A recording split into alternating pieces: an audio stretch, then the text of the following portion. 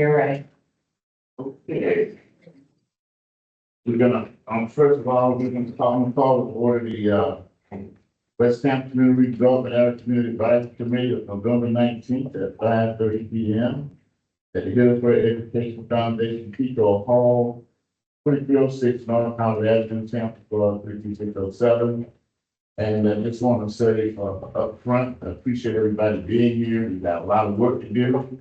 We need to get it done, so we need to make sure we have a forum throughout the entire meeting. We might have a meeting and just, if we don't get done tonight, voting on everything up and down tonight, we will, I'll make a call if I can get forward in this stuff. I don't want to do that. I want to get this over with all these items on the agenda.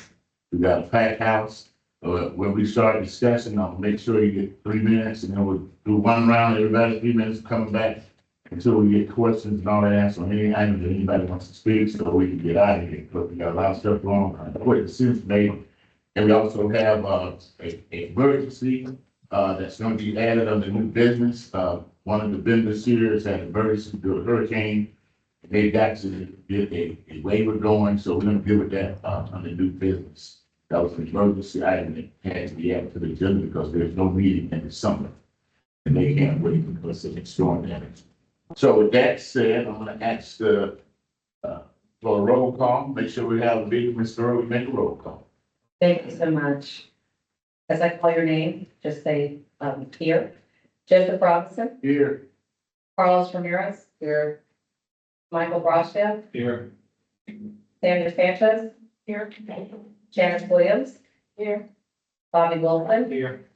Jeanette Fenton, Cynthia Maloney, here. Delphine Jones, here. Kenny Young, here. And David Alonia. You have a forum. David's not here? Hi. There's two people not here. I still haven't walked in, you don't want to? No, we still need a first. Okay, so we have a quorum. With that said, we're gonna have, is everybody that, first of all, at the brought my attention that if you're here, as the public and not a board, we would actually at least sign in so we know how many people are here, who was here, and if we need to get back with you. So that's how we put you on our mailing list. If you put your name, your email on there, and contact information, that will allow us to be able to put you on our email list. So with that said, we're gonna have public comment for 3 minutes. And then after the public comment for public here, and who's keeping the time on this? Time is right there. Raise your hand so everybody knows. Okay, and he will call when 3 minutes is up, and then we'll then go to anyone online. Do you have anyone online that's from public comment that's online? Yes, Okay, so let's hold on, Mike. We're gonna take care of public comment in-house. So if you have, we have public comment now. So if you have any comments you want to make to the committee, now is your chance. You have 3 minutes. If you come up, get the mic, introduce yourself, and we'll go from there.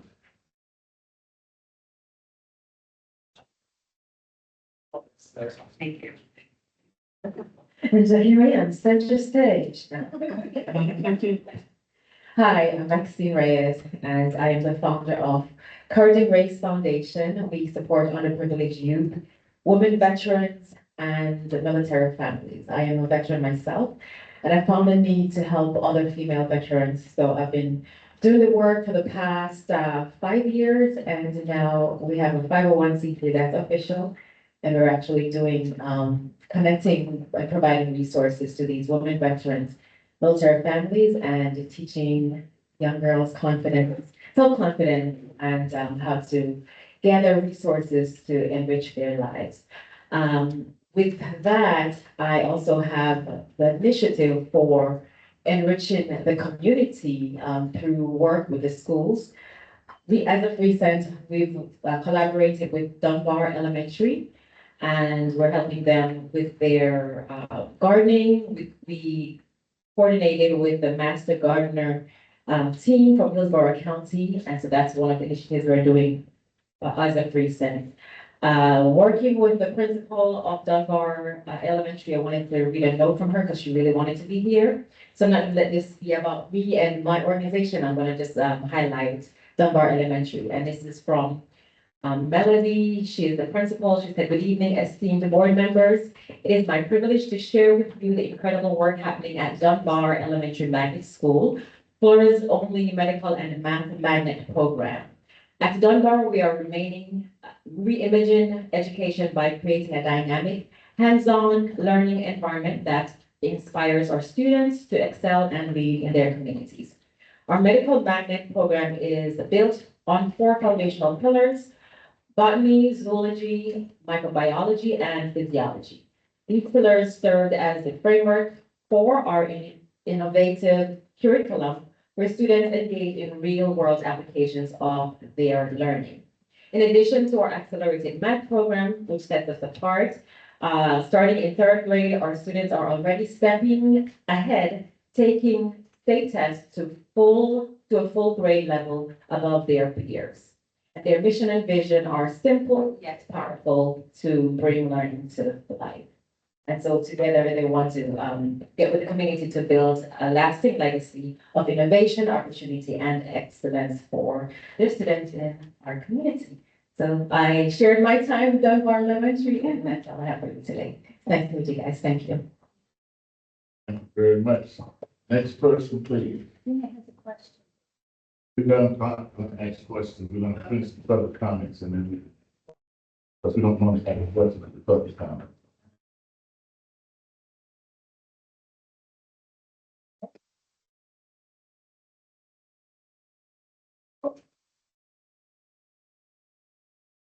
Good evening, my name is Stephanie Pointer.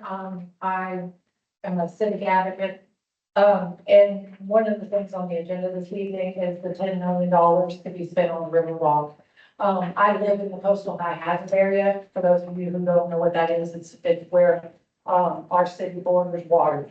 And the problem with this River Walk project is that our comprehensive plan, which is on the 2nd page of the packet that I just handed to you, there's a whole section that says what the city should be spending money on in that area.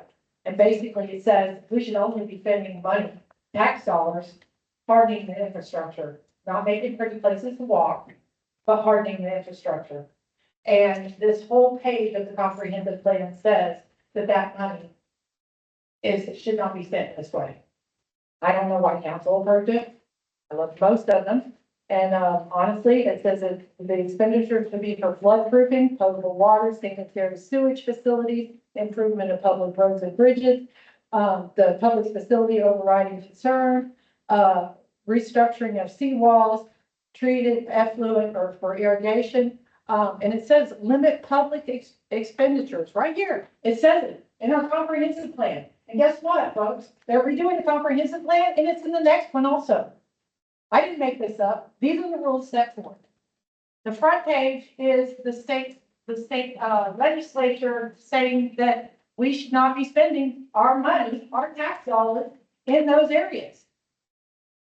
I don't understand why city council ignored that. I don't understand why city staff ignores it.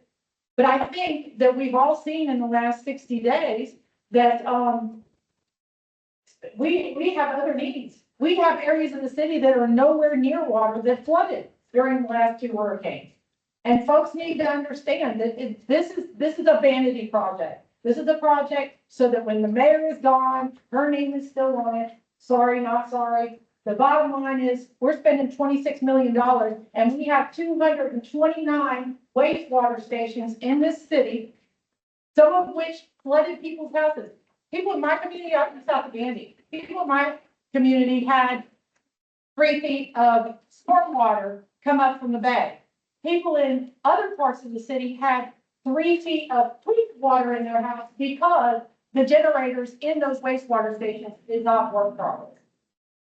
How is this project, this Riverwalk, a priority for our city when we actually have people who had poop in their house? Literally 3 feet. And yet we want to spend $26 million on a vanity project in lieu of, and this is state statute. And the last page, if you could read this paragraph while I'm standing up here, I'm sorry, it's not a paragraph, it's a sentence. And you see how long it is? It's 50, 60 words in that sentence. It's almost unintelligible. But it's state statute that says that you should not be spending this money on this because it has not been spent within 3 years of your community action plan. Thank you. Much. Next person, public comment in the audience. Does anyone want 3 minutes for public comment on this once? Twice? Okay, we're gonna move to public comment online. Ms. Michael Randolph, you have 3 minutes. Thank you. Well, I want to start off by saying it's time for West Tampa. In that respect, we fully support the Riverwalk expansion. It's time for West Tampa. The new year will bring a new office for the West Tampa CDC. We're so excited and we're really looking forward to it. The new year will also bring changes because of the election. Some of those challenges that we're going to face because of the election include challenges to safe food, police and minority relationship, civil rights, criminal justice, the health system, social security, the environment, public schools, international relationship, race relationship, as well as relationship around the nation. The impact also will be on affordable housing, as well as social security and minority businesses. As we approach the New Year's, we're looking forward to really making an impact from day one once our office opens. All of you have an open invitation to attend that celebration. Thank you. Thank you very much, Mr. Mike Randolph. Is anyone else online now? Ms. Doyle? If not, we're gonna move to approval of the September 17, 2024 meeting minutes. Is there a motion to move those minutes?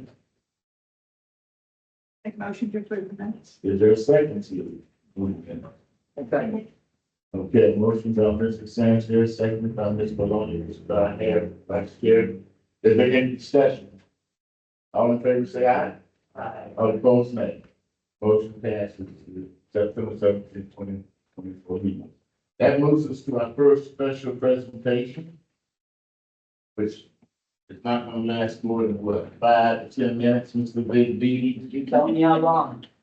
This is Brenda Thrower. Good morning. Yeah, hello. We have, Director Vic B here to give the presentation for the West. I don't need that. Right? I don't know this right now. 5 minutes. All right. We've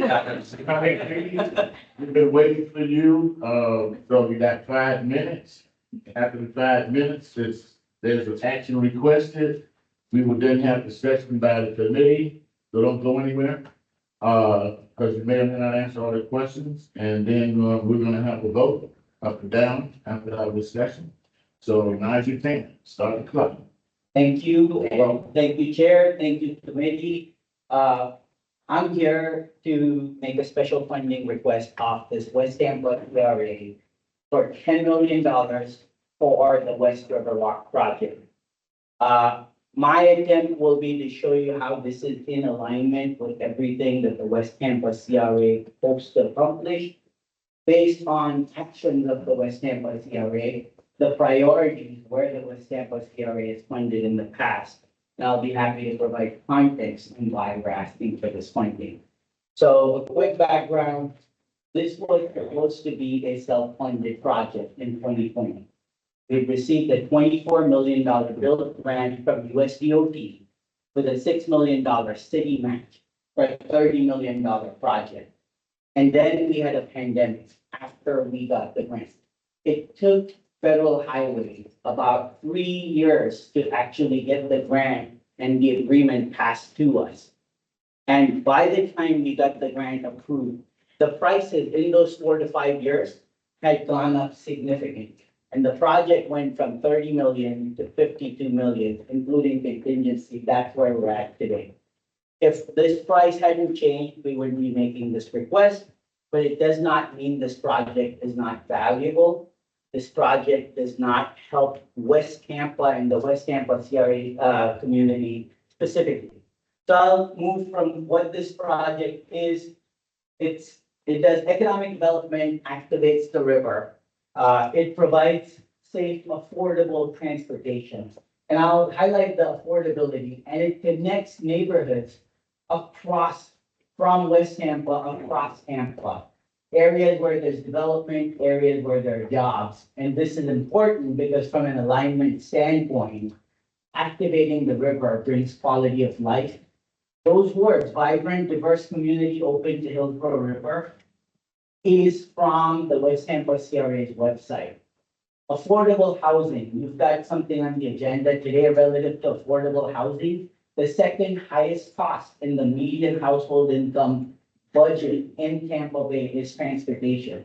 And because cars are expensive, this project provides for walking, biking paths that are separate from car infrastructure, hence safer, and connect to a lot of jobs. This project is also a connector project, meaning it was not conceived in isolation. It connects to a whole slew of other projects from Tampa Heights to South Tampa to West Tampa to Ybor City to East Tampa as well. And economic development, you've seen what the Riverwalk on the east side has brought. This is much less fancy. It's a 12-foot sidewalk along the river that extends from where Bayshore ends and continues all the way up in some way, shape, or form up to Columbus. And parallels with Rome as the facility that goes from Columbus all the way down to Hyde Park, connecting neighborhoods north of the interstate, south of Kennedy, and everything in between. This is a neighborhood connector, it's a jobs connector. These are the three segments, segments 2, 4, and 5 that are within the West Tampa area. Project benefits, there are environmental benefits. This is where Bayshore ends. This is where the project will begin and continue on north on the west side of the river. It significantly enhances quality of life. You get environmental benefits as well, with living shorelines and ecology. One of the reasons we're asking for this funding is a lot of the elements in this project are above minimum standards. That's one of the reasons a CRA can fund projects that are beyond minimum standards. But this is a public transportation facility, a series of public transportation facilities, if you will. The segments within the CRA boundary cost about $23 million. We're asking for $10 million. The project budget is $52 million. The contract is awarded. And should the CRA or the CAC consider this and approve this, the project will be completed by spring of 2027. I'll take any questions at this point. Okay. Very much, Mr. B.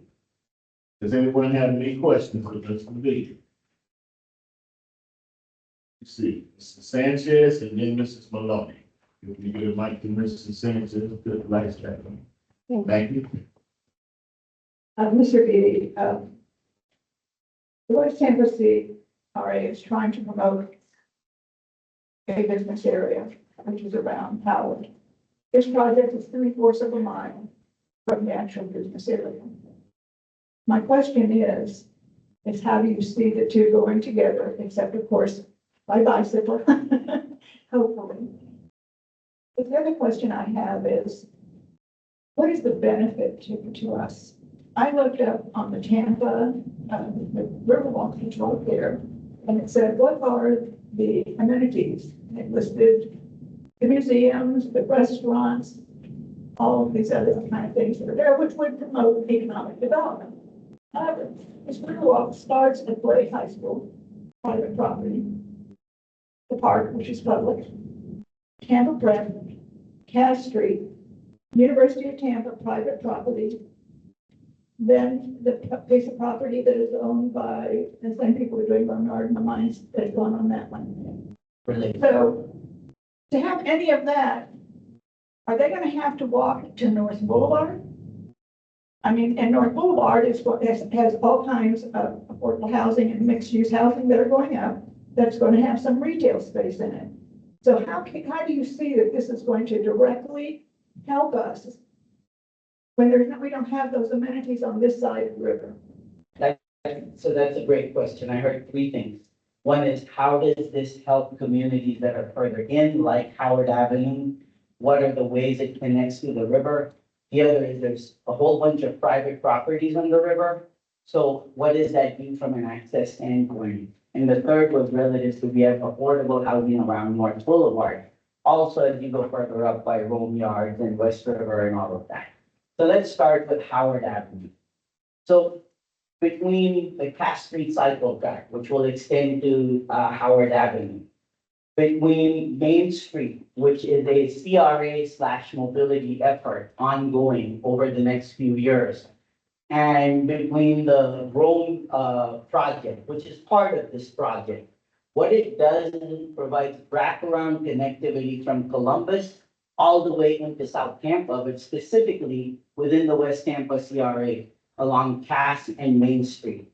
And as West River further develops, there are additional opportunities with the developments going across the street from Lake High School and all of that.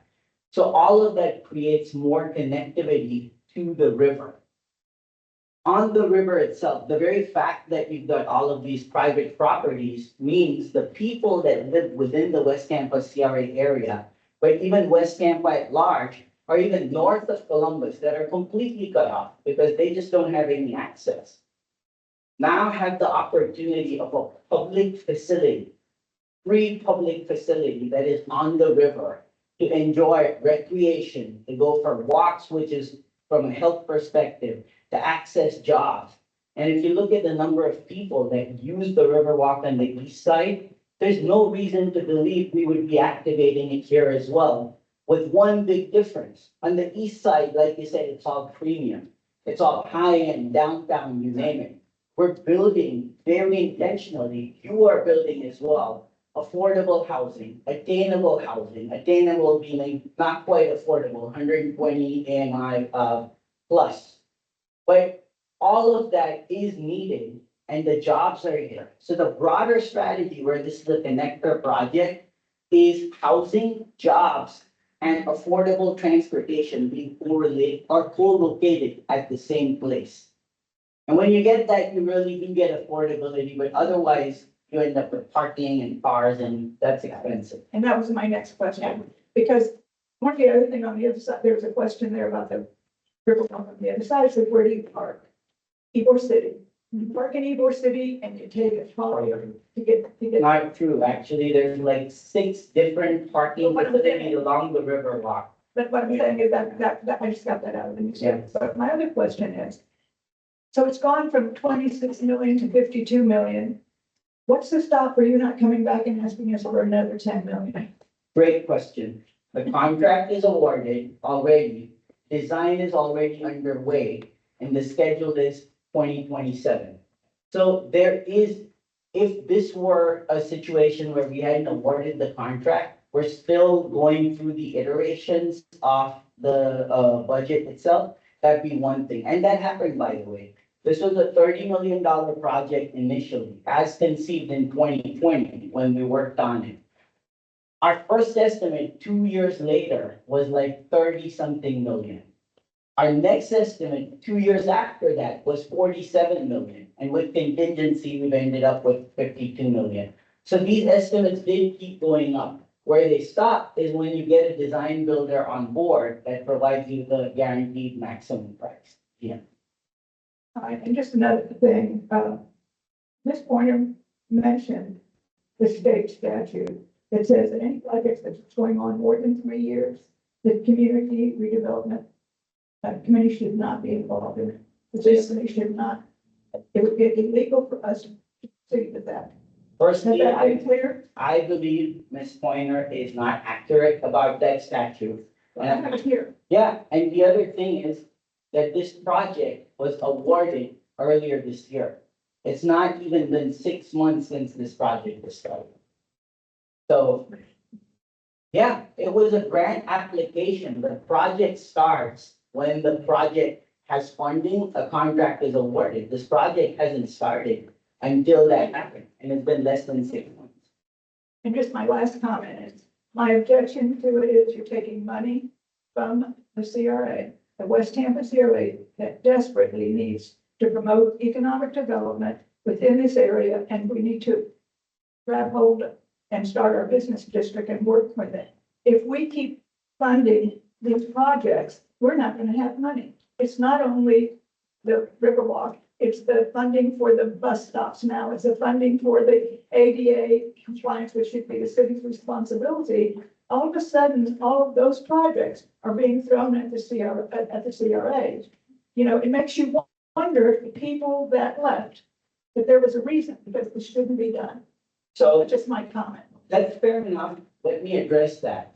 So you spoke about access and ADA, and that, this facility does nothing but provide that kind of access across the board. You mentioned economic development is the biggest responsibility, which is why I had that on the slide as well. You can look at, ULI, you can look at any amount of information of what projects like these do for economic activity, or you can just look at the reality of what happened to downtown before and after the Riverwalk, as published by Friends of the Riverwalk, the Downtown Partnership, you name it. What it does is it attracts significant economic activity. It gives prominence to a place. And I venture to say it will benefit property values as well. As these property values go up, there's a fear of gentrification. That ship has sailed in West Tampa, by the way. We all know this. So what we can do is manage costs of transportation. That is the second highest expenditure. And I'm not saying that. The Housing and Transportation Index says that is well documented. And we know it because the car is the only way for us to get around to the point. Very much, Mrs. Maloney. Here. Okay, I thank you. That was one of my questions. And then the other one I wanted to ask was, is there any provision for this to connect to Midtown and, or in the future, or how will that work? Midtown is far away, Midtown is kind of far away, but there's a long-term play at work right now. It starts with the city, putting together a regional infrastructure accelerator. So that agreement will be in city council for approval next, council meeting. And what it does is through another USDOT grant, we've been able to get a lot of grants in. So it's not just that we're asking for resources, we've got external resources as well. We're going to have the Tampa Bay Partnership, and there's a reason for that, establish a regional infrastructure accelerator. Again, this is us thinking regionally, trying to create a single vision for regional projects. To, again, improve connectivity by transit, and then locally with transit and walk bike to reduce those costs. As part of that vision, there are two projects that are priority projects. One is connecting the airport to downtown to Ybor. That does that connectivity across Midtown. That does that connectivity across potential developments that will happen in West Shore. So Jefferson High School, for example, or even city property on Spruce and all of that. And it is very similar and intentional to what's happening with, or what has happened over the years with West River and other areas. Bring housing and connectivity together at the same time and co-locate it where the jobs already are. So after downtown, West Shore is the place with the highest jobs. But in terms of number of seats or actual kind of office space, West Shore is bigger than downtown from potential. What will make that a reality is the new airport CEO recently just said, I think he was appointed last week. He said his priority is going to be to build an intermodal center in the West Shore area, extend the people mover from the airport to it, and then work with regional partners to bring it into downtown. So he's already saying that, and the new chair of the Tampa Bay Partnership has indicated that she will continue to work on the regional infrastructure accelerator. So there's a lot of regional energy, both public and private. And we believe that we'll be able to make more progress like we have in the last couple of years.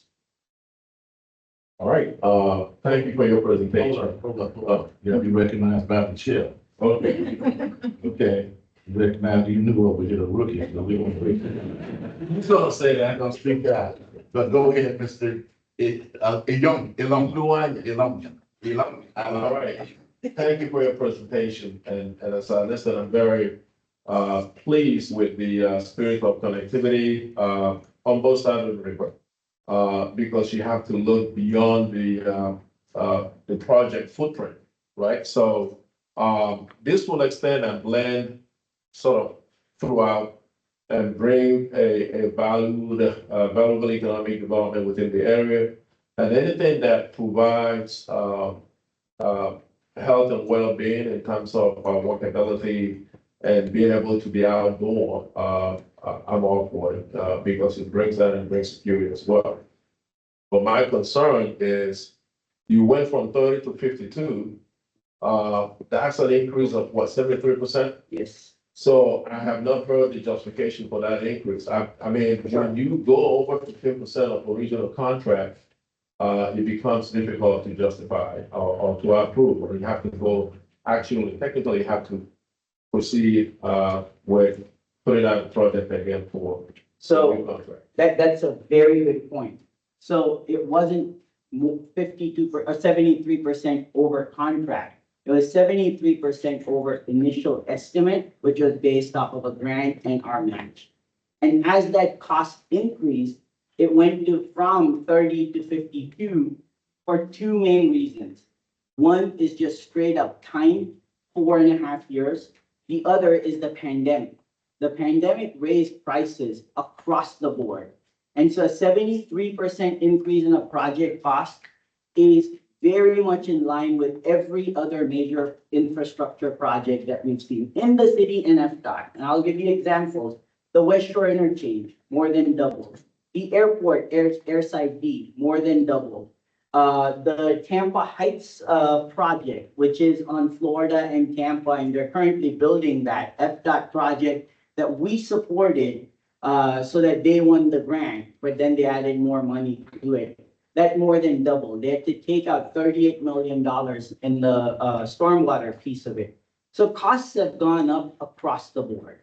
And what we've seen in terms of almost doubling of the cost is unfortunately high, but hardly unusual as these infrastructure projects. So the original budget came from FDOT's 24 million from USDOT USDOT. under a build grant. We still have that. We have that grant. Could you go back to them and sort of justify the? We cannot. So we've tried that. We've worked. We've got Nina, who's our project manager here. USDOT grants are very much fixed awards one time. We're in fact working right now with USDOT through our lobbyists and all.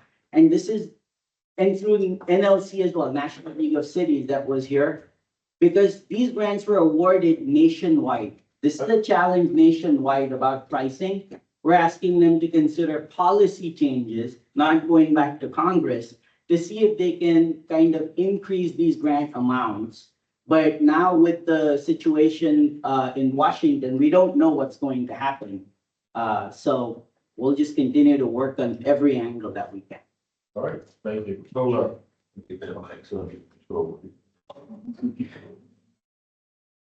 Okay, before you, Mr. Garcia, I saw Mr. Carlos Ramirez. Did you have your hand up, Mrs. Janice, also?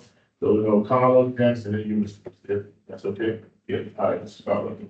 Okay, thank you for the presentation. I was the CRA CAC member of this with the concept. So, I guess I have a few questions. I know for segment 4 on road, it was primarily on the road. So a lot of the costs were inlet and reconstruction of a portion of road. But it was mainly curb and state markings. Yes. It's a big cost, and I understand, I'm in transportation, and I've seen those costs double as well. So I understand why it's gotten up. Has there been any changes since concept? Have you guys looked at and said, okay, instead of 6-foot sidewalks, are we gonna put 5-foot? Instead of reconstruction, we're just gonna, mill? Sure.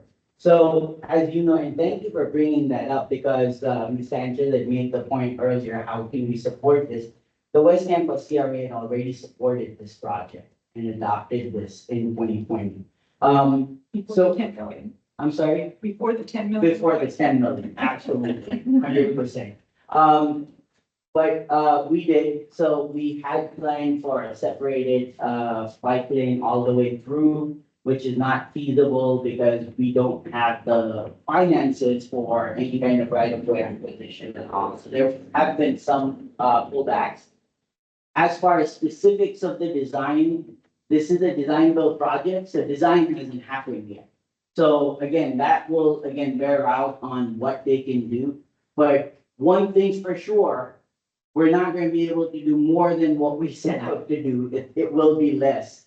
How much less and what that will look like, we don't know. Another question, the segment in segment 2 that was going through the yellow jacket, that was gonna be part of the road yard. That's still part of the road yard, or are we incorporate that into? That's always been part of this. Okay, so that is not, the cost here, the 12 million is not included. It's part of that as well. So if I could go to the cost.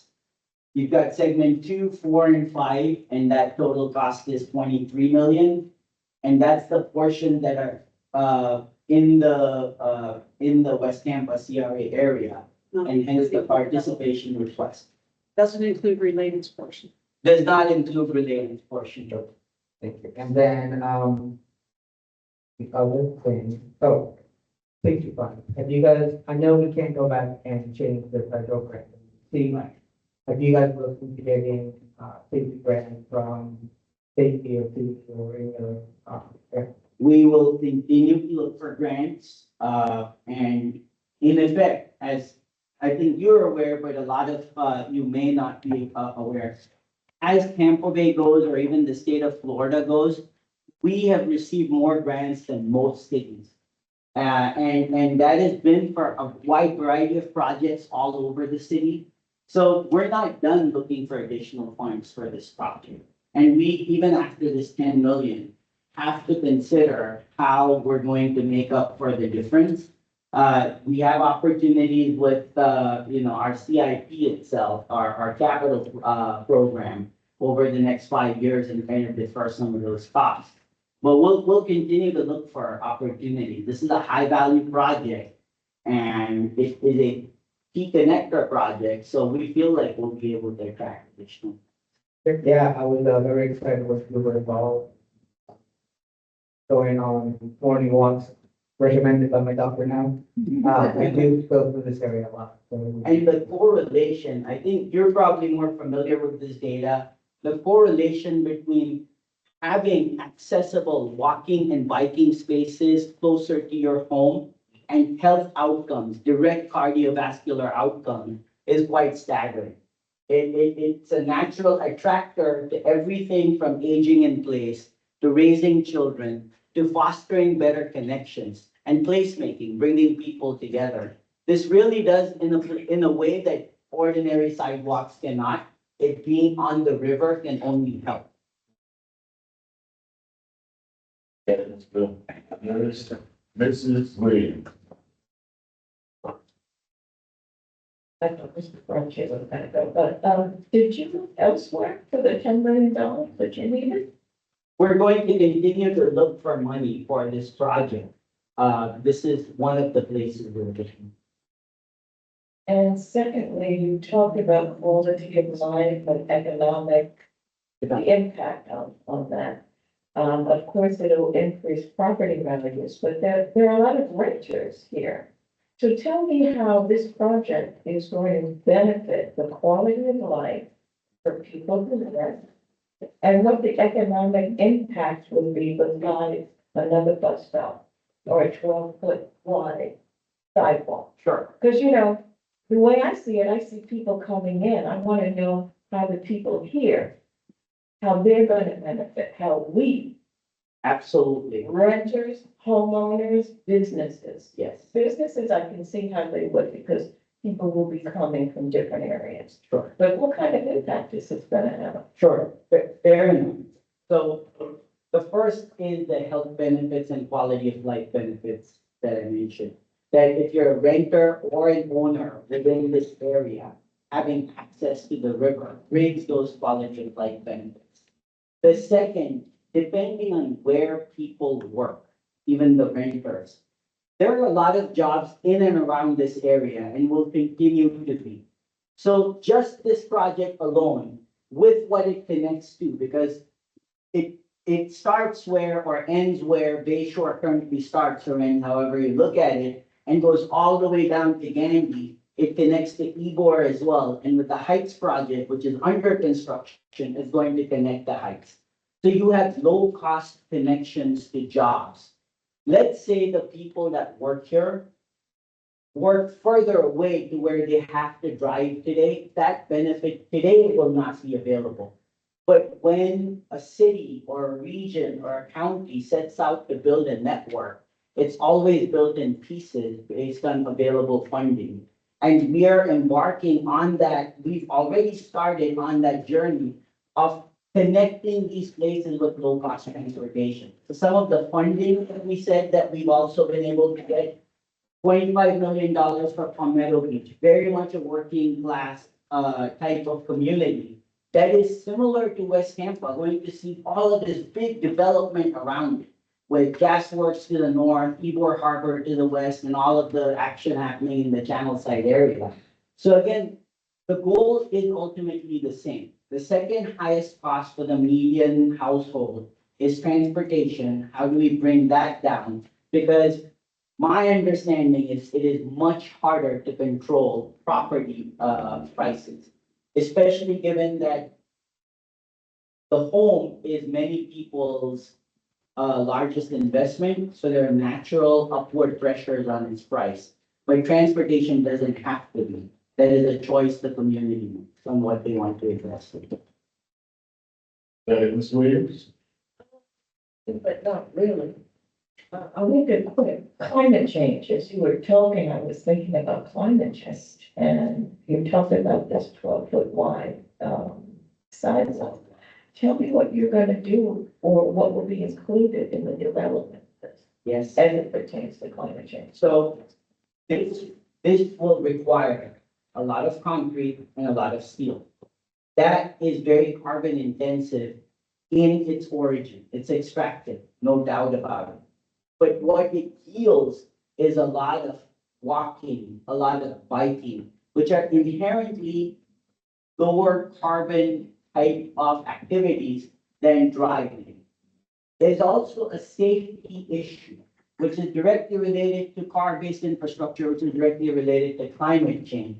We're among the least safe regions in the US for walking, biking, or driving because we are so car dependent. And all of these things are connected. So the more you invest in transit, the more you invest in walking and biking, and the more you invest in density, meaning having services within 5 minutes or 7 minutes of you, rather than having to drive 5 or 7 miles to a big box store, the better you get outcomes relative to climate change, relative to quality of life. And in many ways, this is going back to how things used to be in the 60s or before that, where a lot of these were streetcar suburbs, literally. That's why some of the corners that are so much larger. But at that time, most of the services were a walk away. And then you made your mid-size or mid kind of term trips on a streetcar or something like that. So this is an attempt at building a network. It's going to take a long time, but you don't get there if you don't start. And placemaking is a great way to bring people together. Ms. Williams? Mr. Garcia? So I have a few questions, and usually when I'm towards the end and some of them are answered, I think I just developed a few more while you were answering questions, so we're good. Can you pull the map back up real quick? And I don't expect a step-by-step answer, but what is there now? in most of these areas? What do we currently have in the way of infrastructure Sure. that is going to be, assuming replaced by a 12-foot wide sidewalk? Sure. So you basically have a seawall. And to Ms. Sanchez's point, there's a lot of private property. There's some Riverwalk portions, like where you've got Julian B. Lane Park and all of that. There's whatever's gonna happen with the soccer team and all around Blake High School. And then there's other private properties. So the property where the TV station is at, adjacent to that, the property that has now been acquired by a related group, and they are under contract to build their portion of the Riverwalk. That's not part of this price. You've got the University of Tampa, and the park along it is city property, which is leased out. It's a strange agreement. I think it's going back to council in January or something like that. So all of that is going to have public access. None of that is publicly accessible today. But it's currently accessible, and you're talking about building within a right of way or out over the river or on that public property and not needing to acquire property? Both. And I'm only concerned with what we are being asked to vote on for the CAC, that $10 million. Of course. And what that will be going towards, specifically that. Sure. I have walked much of that area, and there is already accessibility. There's nothing stopping anyone from walking in most of those areas. So the level of connectivity and the assumption that this is somehow going to make it easier for people to get to and from work. Nobody's walking from Howard Avenue to the river to walk down and go this way. It simply makes the trip longer. I will agree that the health benefits, all that is very, very wonderful. But I feel as if we're being sold on something that is not really genuine. And that's been my problem with it. And putting money towards that and what was supposed to be a self-funded project is also an issue. So being able to understand truly, how is this going to benefit the community? How is this going to help economic development? How does it help the people of the community is very important. Could I answer that? Yeah, absolutely. Okay, so let's start with who will take these longer trips than are necessary. You just have to look at the other side of the river. There are apartment complexes along that, and people walk along the river walk because it's there, because it's a great amenity, and they walk to places that they didn't before because they weren't connected.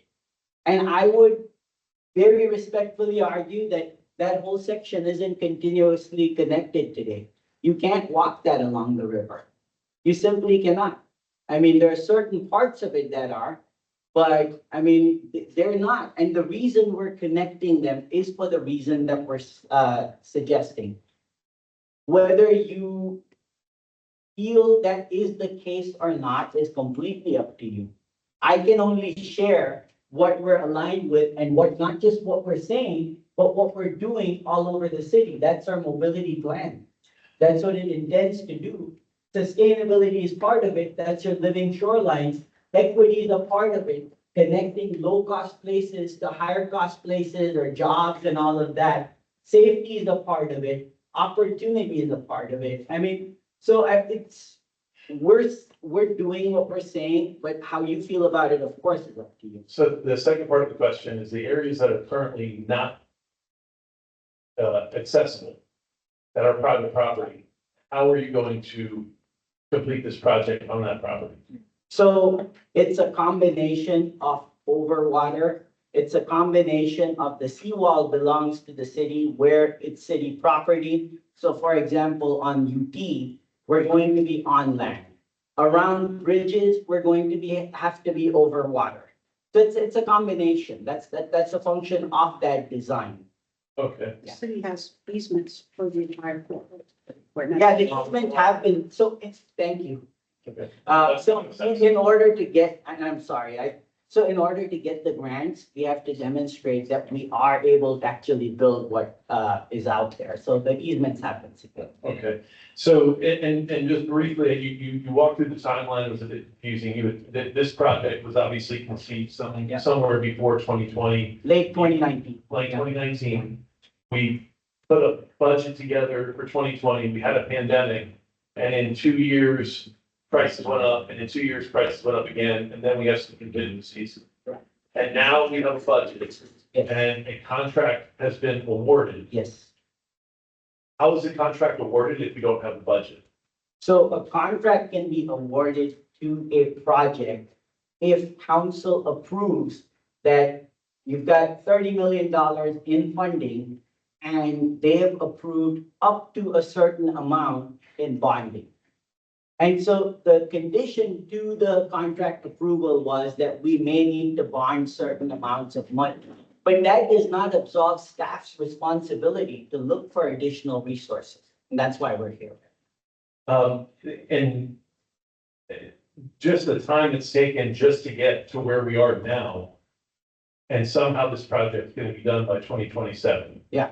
Assuming you get the funding, which we don't even have all of the funding yet. How do you guys see that happening? And are there performance requirements for the contractor? to There be are. done By a certain date? There are performance requirements. Work on the contract is already started. So it's currently under design, I think, slide here. And the means and methods, we had a consultant work with us on the means and methods on the different construction timelines and all the way through contract award. And we're on schedule currently for spring of 2027. Yeah, the completion date for the contract is January 22nd. County Airport supposed to be done. Okay, another question. The downtown CRA. Yeah. How much did they contribute to their side of the Riverwalk and Still? I don't know. We had a different Riverwalk manager, Mr. Hawkins, at that time, and it was built in multiple little segments. Yeah, that was a 40-year. Different pieces of them were funded Yeah. through DOT grants. So they never approached for that, were they? I don't know.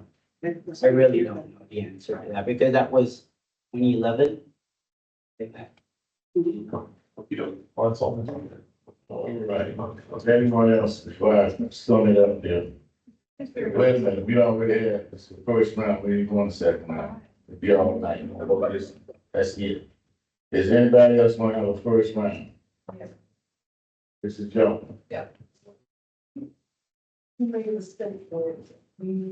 But 10 billion, that's it for us, we're not expecting to give any more. Because we don't want to give any. Is anyone else that ain't had the first round? Not anybody else? When I speak, that's it. Okay, here we go. Wait a minute. We don't allow people in the audience to speak, but if you only the project manager, you got something you got to say that's relevant out here. Well, Vic mentioned the living shorelines. There is over 1,200 feet of living shoreline, which will restore the natural shore between the river. We record this, let it get the mic so we can hear this clearly. Tony Mogus here from the Parks and Rec Department as well. But the project, in addition to the connectivity, in this 80% of segment 2 that falls within your CRA boundary, there's over 1,200 feet of living shoreline, which is going to reestablish the natural contour where there's currently seawall between the land and the water.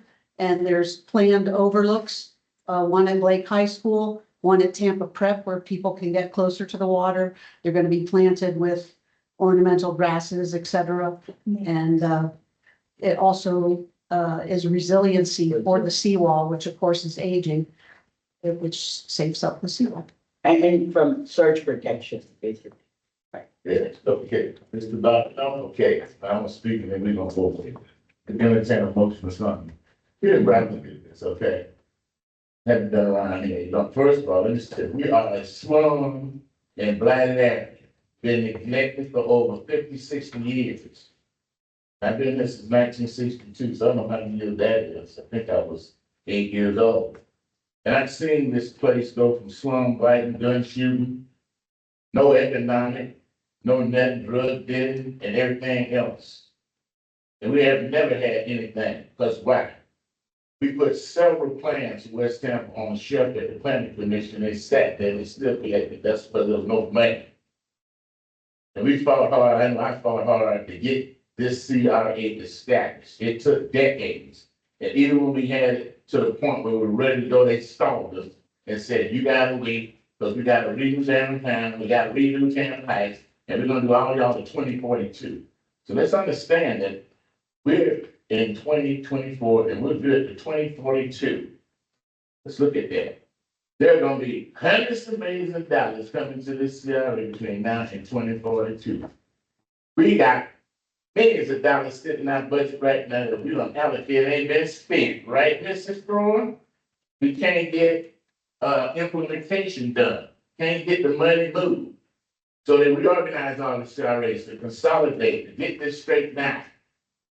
I've been waiting a long time for West Tampa to come about. Thank you, Mr. Alonia, Tampa Housing Authority, for taking bold steps and doing West River.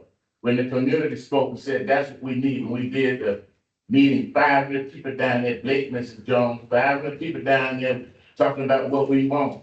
In West Tampa, a slum and blighted area, still slum and blighted. But we're on our way up, like Mike said, it's West Tampa's time. And we have an opportunity to have a major connector, major, in the West Tampa County, not South Tampa, not North Tampa, not East Tampa, but West Tampa. And we ain't had that in decades. So if you ain't been around, you might not know that. You might not be aware that when this first was proposed, 2019, 2020, they came to us. Some people sitting there running around on this committee in 2020, 2019. And they asked us, what do you guys think about this bill plan?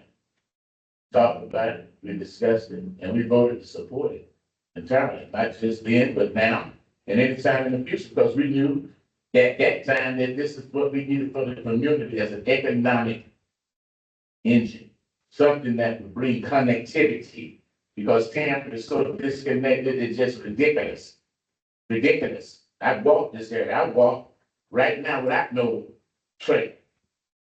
Right now, I get up and I walk, I'll go down Howard, I'll go down the main, go down Boulevard, go all the way to Bay Shore. Okay, all the way downtown. Stop at City Hall and talk to people, get a drink of water, and then walk back across the Cass Street Bridge, West Tampa, down Boulevard, back to Main, all the way back to my house. It's 250 feet from this building. That's how I stay in shape. We're right. I've had medical issues and they told me, Joe, you need to be walking, you need to keep exercising, burn that off.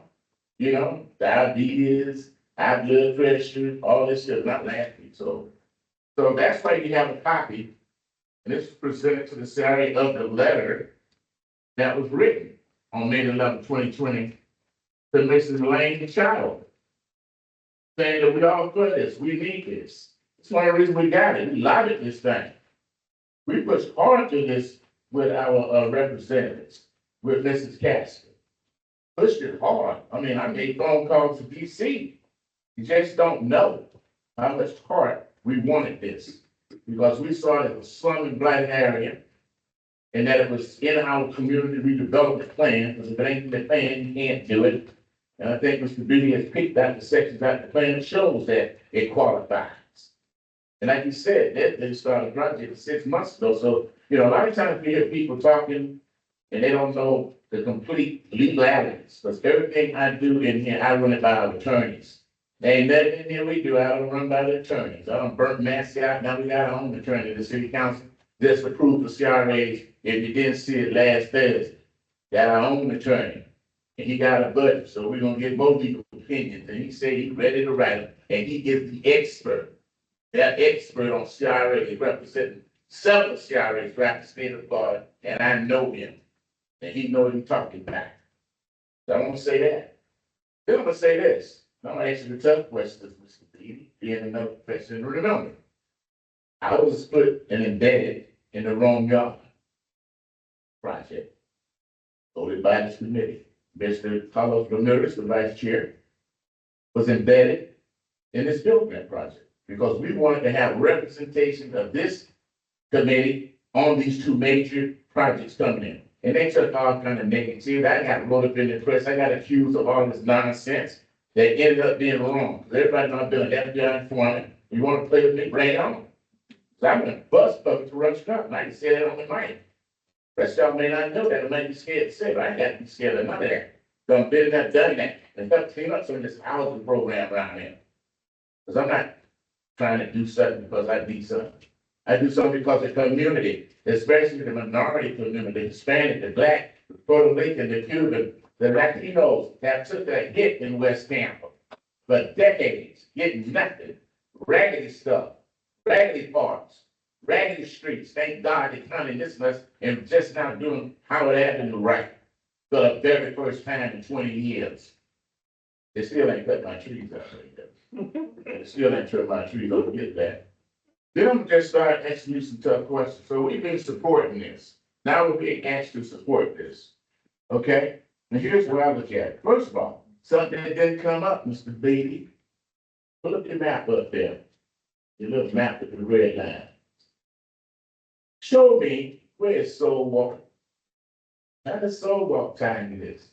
You can't answer that. I can't. What about your lady back there? Can you answer where Soul Walk?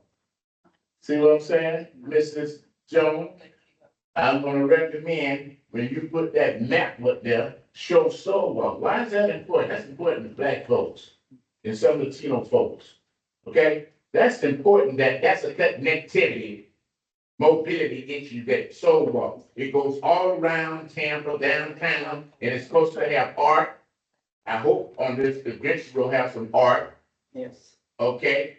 I know that when I was on the board of Swiftmud, you know how you got the notices that you have over there about water, this and that on the east side with the bridge and with the walk that spins on the river. I make the motion, me and Mercedes Tamayo, the fund the city to put them in.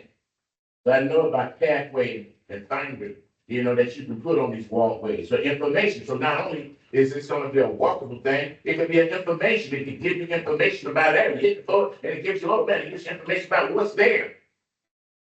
It started in there. Now, Soul Walk, in the future, see, I hit you in the head, something you can't answer. Where's Soul Walk? I know where it's at. Because Jones know where it's coming across. It's coming across with that segment that related got the data. It's gonna connect. So let's make sure that when you're doing this in the future, you show Soul Walk and how that's gonna be integrated with this particular walk, okay? So now I know what you mean. You're talking about the soul walk between Rome and the river that Related is going to do on the south side. Yeah, well, it goes outside the city. It's all races of But they're doing their portion. from African American locations. It's gonna have partners. Jones go back. They want to get my recipe for Great Northern Beans. I refuse to put it in the book. And that book is being updated, by the way, Mr. Jones, after talking to him, put down.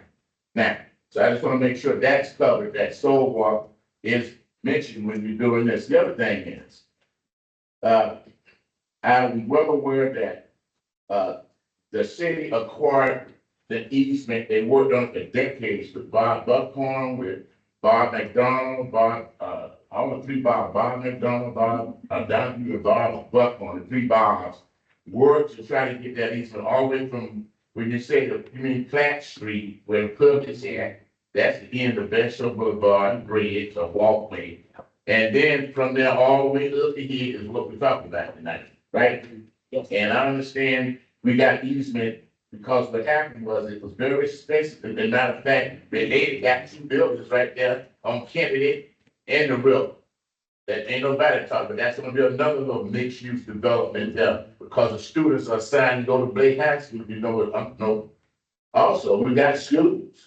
We're gonna have schools that are gonna be on this side, two brand new schools, just in Stewart, that are gonna bring people, okay, connectivity. Students that will make a field trip with you to walk this trail and learn something. And look at some type of information about the river and learn about environmentals.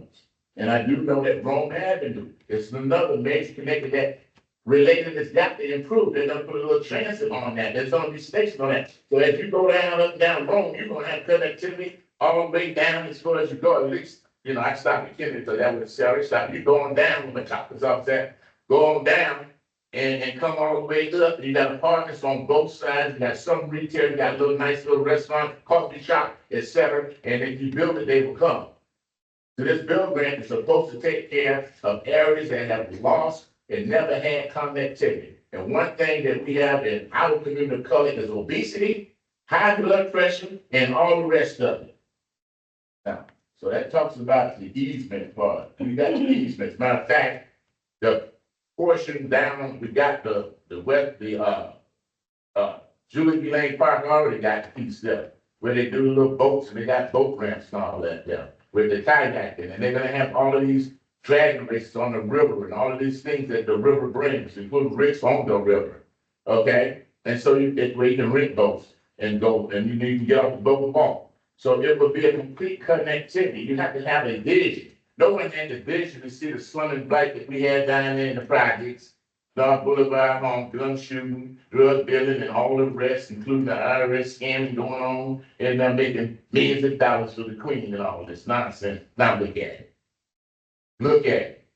See, people had to have a vision, but we was fault. We don't need to get rid of the projects. Y'all know that? We don't need to do that. Look at it now, Publix coming into town. So these people can walk down the Publix on their trailer. From they walk one Publix all the way down to this Publix. The other thing, no, I got 18-inch, Tampa, as whether you know it, we're number 18 for retirement now in the United States. This is a number 18 spot. Number 1 is Naples. Number 4, I think Sarasota, Tampa, number 18. And then this will reduce, if this is passed tonight, this will reduce the interest to taxpayers. So this will pay down the debt, and then we don't have to finance that $10 million, okay? And let's just get, how did we get here? Because I believe in history. We got here because the city council person brought this up. Alan Clinton. This people realize that was at the meeting that I was reminding him that he the one brought this to me and then he found out that with the new program, I mean, there's a secretary place still here, did he run out the building? Yeah, he's still here. So thanks, Mr. Secretary, and the CRA leadership, they created a grant program, the Mercy Grant Program. They created a special program that you just can't go get money, like we was giving it out left and right. Now you got to go through a process. So what's taking them long to get here, they had to jump through every loop. They had to dot their I's, cross their T's, do everything they had to do. And guess what? We wasn't the first people to look at this tonight. This had to go through city staff. City staff had to take a look at this and critique it. City staff had to say, well, okay, y'all ready to go to the CAC. And the reason they could come to us is because of the amount of money they're asking for. There's some stuff ain't being on see. Ms. B tell you about that. Commercial bank tell you say one of them certain amount of money. We ain't gonna never see it as an administrator. And this had come to us because of the nation. But you know, whether we vote this up or down, regardless of where it goes, the final ultimate decision is the CRA board of the city council. They're the ones that can overrule anything we recommend, because we are just a recommending committee, but we want to be recommending something that makes sense for the community. We want to recommend something that, we know we can afford to do. And my opinion, based on what I've been doing here, we got plenty of money and we can afford this. Let's talk about that. Let's talk about the money. It's up to me. I don't see this going out of here, and I'm gonna make a motion as going and just say, here go $10 million lump sum. I see this over a period of time. Okay, I see like maybe over 5 years. I might say something less than that, but I don't think it needs to be over 5 years. $2 million a year, 3 years. I just don't see it like right now. But I think 3 is reasonable. I think 5 is doable. But I'd like to see it spread out. Let me tell you why. What are we getting in here now? As development occurs, which is going to help create development. It's going to create more business, more commercial people building, people coming over here, which is going to raise the tax base. Let's get real. We can only use CRA money from the West Campus CRA and the boundaries of West Campus. This can't go take care of no flood in South Tampa. I really can't go take care of no flood in East Tampa. It can't take care of no flood nowhere but in the West Tampa CRA. But I didn't hear nobody around to say it was flooded out in West Tampa CRA. It is that I was ready tonight to enact. We're one of the few CRAs that have a disaster relief clause in our community development plan that we almost enacted during COVID. I remember that. That's when we found we had interest in the bank. I got a copy if you want to read it, but I decided not to because nobody claimed that they need something. The Wall Street Library was a disaster that probably would qualify for that if we enacted. But that's what I'm talking about. So ain't nothing flooded around here in ICR. Ain't nothing flooded around here in the West. But if it is, somebody let me know. We back on the bill. Okay. Now, my thing is this, and I'm gonna close that, I haven't seen and heard a lot. I've heard you guys. In my opinion, this is like us, we was waiting on the city to do South Stevens. We got that. Hopefully tonight we'll get that out of the way. Great Park, got that. Hope we get that out of the way. So we got a lot of things going on. Gonna open up the streets. So we got money coming in. And well, we got $8 million, $7 million, and as new projects get CO, once you get a CO, you on the tax rolls, we finna get paid. I don't see nobody probably dropping down over here on the west side. Might drop down inside Tampa, where it flooded. Up there at the highest point in the whole city, Tampa Heights, that's why it's called Tampa Heights. So when the great flood came back in 20, people were down in boats, said, well, where's the highest point? I'm dying over there. That's how it got to be Tampa Heights. And if you're over at Tampa Heights, you can look over here and see the water tower and see the clock building back here. Okay? So I'm like this. I'm a visionary type person. I like to look out for the future. Yeah, you know, it sounds good, but we use the money. No, we ain't. We use the money in a slum and blight area that we're putting the money that we get and putting it back. We don't get this money for the school board that don't come to CRA. That's not in this here. There's certain other money that taxes that still get paid. They don't come to us. But of the money that we have, one of the things that I did do early on, from 2015 to now, and Jeanette, thank you, I'm trying to stall for the kid here, but I don't talk long enough. And that is that, we stashed away a lot of money, because I wanted to start with a big kitty, not have a broke bank, you can't do nothing. So we got a lot of projects, and we got money budgeted. Then we have that so-called fund, that infrastructure fund that we can go to. And we've also put in there about consultants we can hire and so forth and so on. And we put in there about redo like the stroke factor. So we got a lot of things going on. This is one of them. But this is a major. This is one of the major, like West River was a major, like Beauregard was a major. This is a major deal, a major improvement and a future for West Tampa, CRA. And this impacts more than us. That's why we're only, was one thing that I told them, don't come in here talking about the whole 8 segments, talk about what segments are relevant to us and what segments that can be funded for us. And they did that. They came in with 2, 4, and 5. And that's the segments that we're qualified.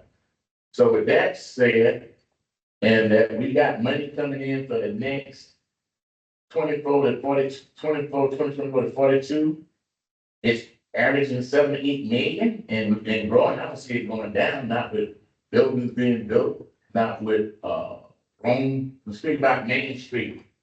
We're getting that quick bill. You also know that we just approved last month the Rome Main Street corridor, the Main Street corridor. But we want to improve everything on land. We're one of the few pieces in the city that got that opportunity. They had it in South Tampa. They voted, no, they don't want to do it and all that nonsense. We said, no, let's go with it. We had students come from South Florida. Okay? We had students do studies. We don't got a parking study. We need parking. So we're doing all these things. And this is the last major piece, I think, that we need to make something happen and make a statement. Now, this ain't a vanity project. This is a project in a slum invited area that needs it. So with that, I'm gonna be supporting it. With that, does anybody want to make a motion? Like to move that we vote to support spending $10 million. I can't get you need the mic, but your voice so soft. He'll give us too soft. I'd like to move that the West Tampa CRA or CAC approve spending $10 million to support this project. Is there a second? I have a second. I think it should be. Hold on, Go just a forward, minute. yes. Just a minute, listen, you can't tell the maker how to make a motion. Okay. Let me, Robert's You rules can are vote here. against the motion. Now listen, what was your motion again? My motion was that we vote to support investing $10 million of our money into this, West Riverwalk project. And there was a second by Mr. Aguilar. I second the motion. Okay, hold on. You second the motion. Yeah. Now, is there any discussion? Now, Mr. Aguilar, and that's say anybody else? Okay, Yeah, my second, I seconded a condition on the fact that, Mr. President, Chairman, given what you said regarding spreading it out, in the increment of what, 2 or 3 years, 5 years, within that span of period. that's up for discussion. I'd say, no more than 5 and no less than 3. I don't know, I go with Bobby with that, Bobby demanded No, like, it's like, they're gonna be playback 27, but that's 3 years, so like. 3 years? Yeah. Okay, 3 years. So will you want to amend your motion to say that the term is 3 years, Mrs. Maloney? He's making a friendly amendment. Okay, Well, Ms. Jones, Do you include cap on the 10 billion? Because. well, we don't, see, when we say 10 million, that's it. Because if they want more, they got to go back through this process. They ain't trying to get no more unless we go through the whole process, right, Mr. D? That's right. So, I'd like to amend my motion, please, to remove that we vote to support the West Tampa Riverwalk project to the tune of $10 million to be spread over 3 years. okay, and you agree with that, the Second. okay. Is there any further discussion on the motion? Yes, Mr. Brazil, and then Mrs. Williams, and then you have your hand up, Ms. Sanchez? Okay, Mr. Brazil, Ms. Williams, and then Ms. Sanchez. So first of all, I think it'll be a wonderful project. I really do. And I'm in support of it happening. I want to see this in West Tampa. I think West Tampa deserves it. My issue and why my subsequent dissenting vote is going to be, we waited as a community for this restructuring of these CRA funds and these grants to be able to get to the community. And there are applications piling up. They're not being processed fast enough. There's permits that can't get pulled for people to get their work done. Everybody's waiting. And we waited. And the first thing they did when they revamped this program was come in and ask for $10 million for something that was supposed to be self-funded. While I want to see this project happen, me personally, given the situation, cannot support it. Thank you, Mrs. Williams. What about the $10 million? Were you looking to get all of it at one time, or is it acceptable to you to get it in increments? That is 100% CRA's choice, but it is acceptable over 3 years because to the point that was made by Mr. Wilson, the construction time frame is 3 years. Yeah, Ms. Williams. Yeah. Mrs. Sanchez. I'm against it, obviously, because I don't think it should be our money. That's the main thing. I think that money needs to go stay with the community.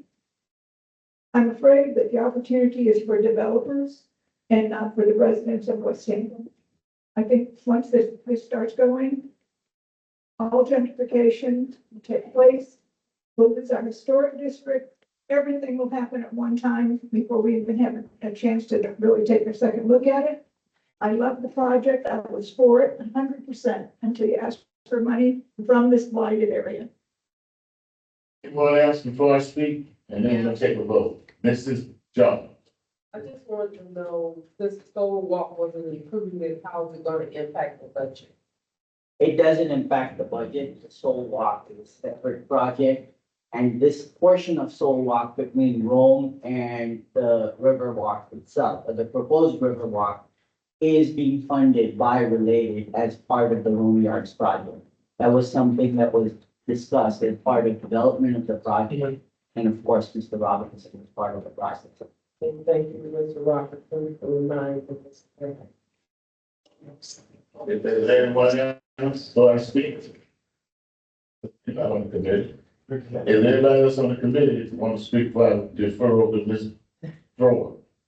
Okay, Ms. Thrower. Just a comment about the motion. You said spread over 3 years. Could you specify what amount?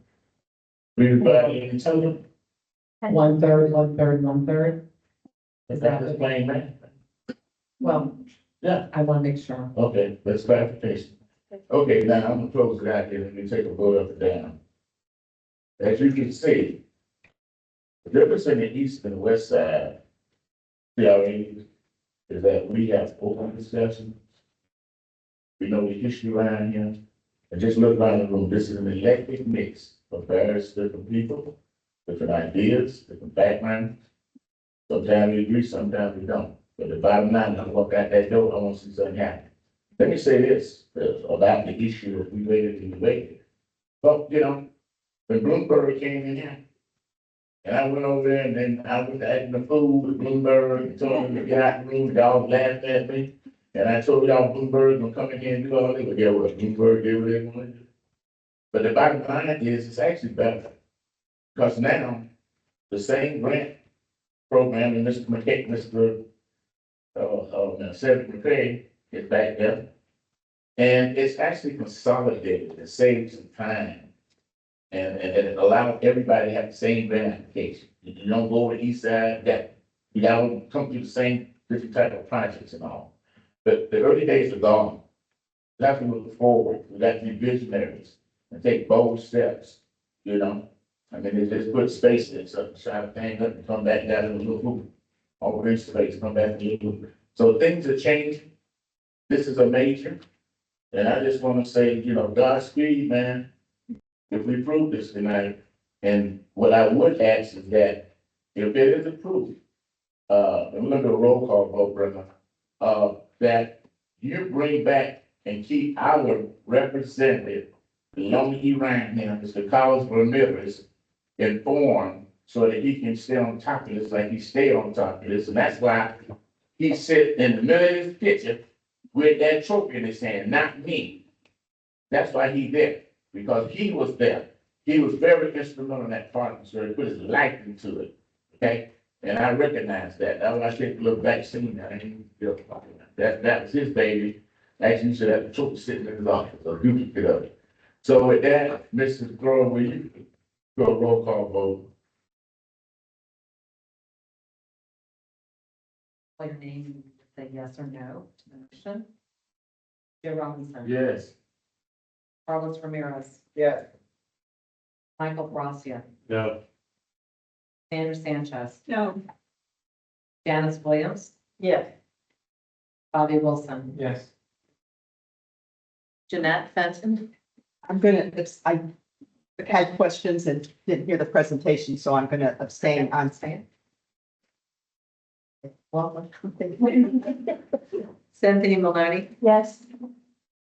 Delphine Jones. Yes. Tina Young. Yes. And Dave Bologna. Yes. The motion passes. 8 in favor, 2 opposed, and 1 abstained. Thank you very much, Mr. Beatty, and let's move on to the next item on the agenda, which is the Salinas Park final project cost GMP by Angel Woodmark. Action requested. Non-Angel will be something. Angel is available to answer questions. Oh, okay. I'm So, sorry. that's fine, that's fine. So on the staff update, I mistakenly thought this had to go back to the CRA board, it'll actually go to city council next. But the long and short of it is getting things done. We got our GMP proposal and it's gonna be the amount of $1,267,798. That includes all the base bid, all the minimum requirements that were in the criteria package for South CMS Park. And it includes the enhancements that the committee asked for. So what we're at, what was the price again? Basically 1.3 million. It's actually 17 grand less than the estimate they brought in March. So they're a little bit lower than what they came in March. You gave a whole presentation and answered all your questions. And they're down $17,000 less. Well, even less than that, because we got tacked it up to 1.9. Yeah, so all good news. The price has been vetted by staff and We're confident moving it forward. So the request is for this committee to recommend the CA or CRA board and or city council, whoever wants to hear your recommendation, approval or denial of that guaranteed maximum price. I had another thing on here where they had a fee increase because the budget went up, but that's already been approved, so we don't need any action on that. So this is just letting y'all know what the guaranteed maximum price is. If y'all are comfortable with it and y'all want to recommend approval of that, then we'll get a city council agenda item going and we'll work on getting our contract. Okay, does anybody want to make a motion? I make a motion that we accept this. Is there a second to the motion? A motion by Mr. Sanchez, second by Bobby Wilson. Is there any discussion? No discussion? Roll call vote, Mrs. Brothers, roll call, they have to be money, you want to roll Roll call. call vote, okay.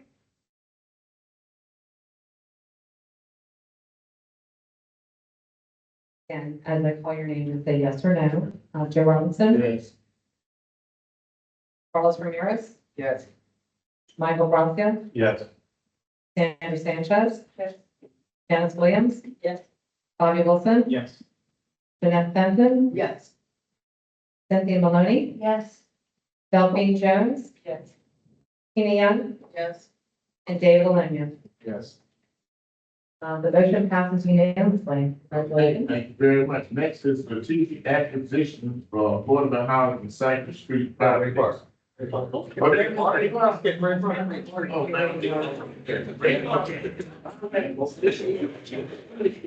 I'm trying to get that. All right, Ray Park designed the Angel was once again. Okay, so, we have to do a presentation, y'all would have seen in your packet, you had a chance to review, I know we're all busy. This packet, so I'm gonna walk you through it real quick, we've got the design build team here, we have Mr. Lingle, who is a contractor, and her consultant support, so they can answer any questions if you have them.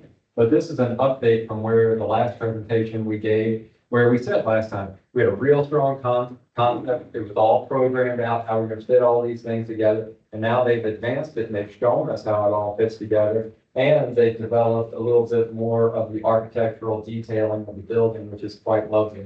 So I'll walk you all through that real quick. And this is really just a staff update. We don't have any action on this one. It gives you a chance to see where we're at, ask questions, and we're always open to hear your feedback. So for starters, we did vet this presentation, but I missed this one. They're called inspiration boards. Y'all, we are way past inspiration. We are past concept. We are into design development. We're really making this into a thing.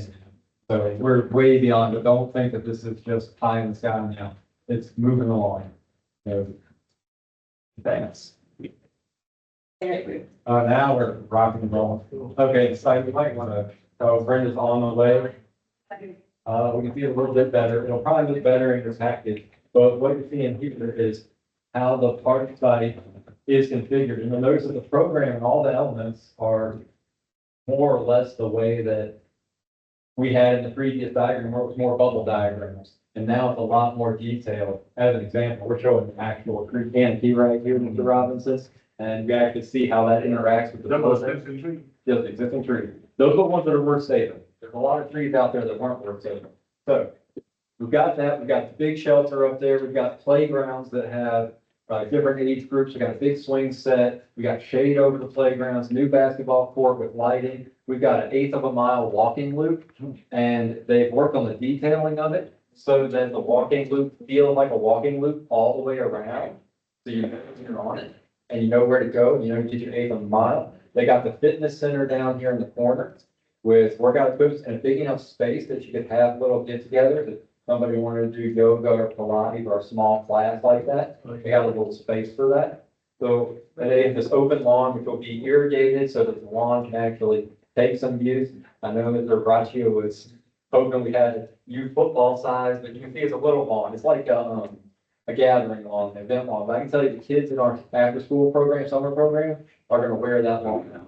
They're gonna be on it constantly, which is good news. You know, we're gonna irrigate it and keep it alive. So this is all the great things that we have going on. We've got that nice heated porch on the building that really makes that transition from the building to the site. The kids are gonna be on that porch all the time.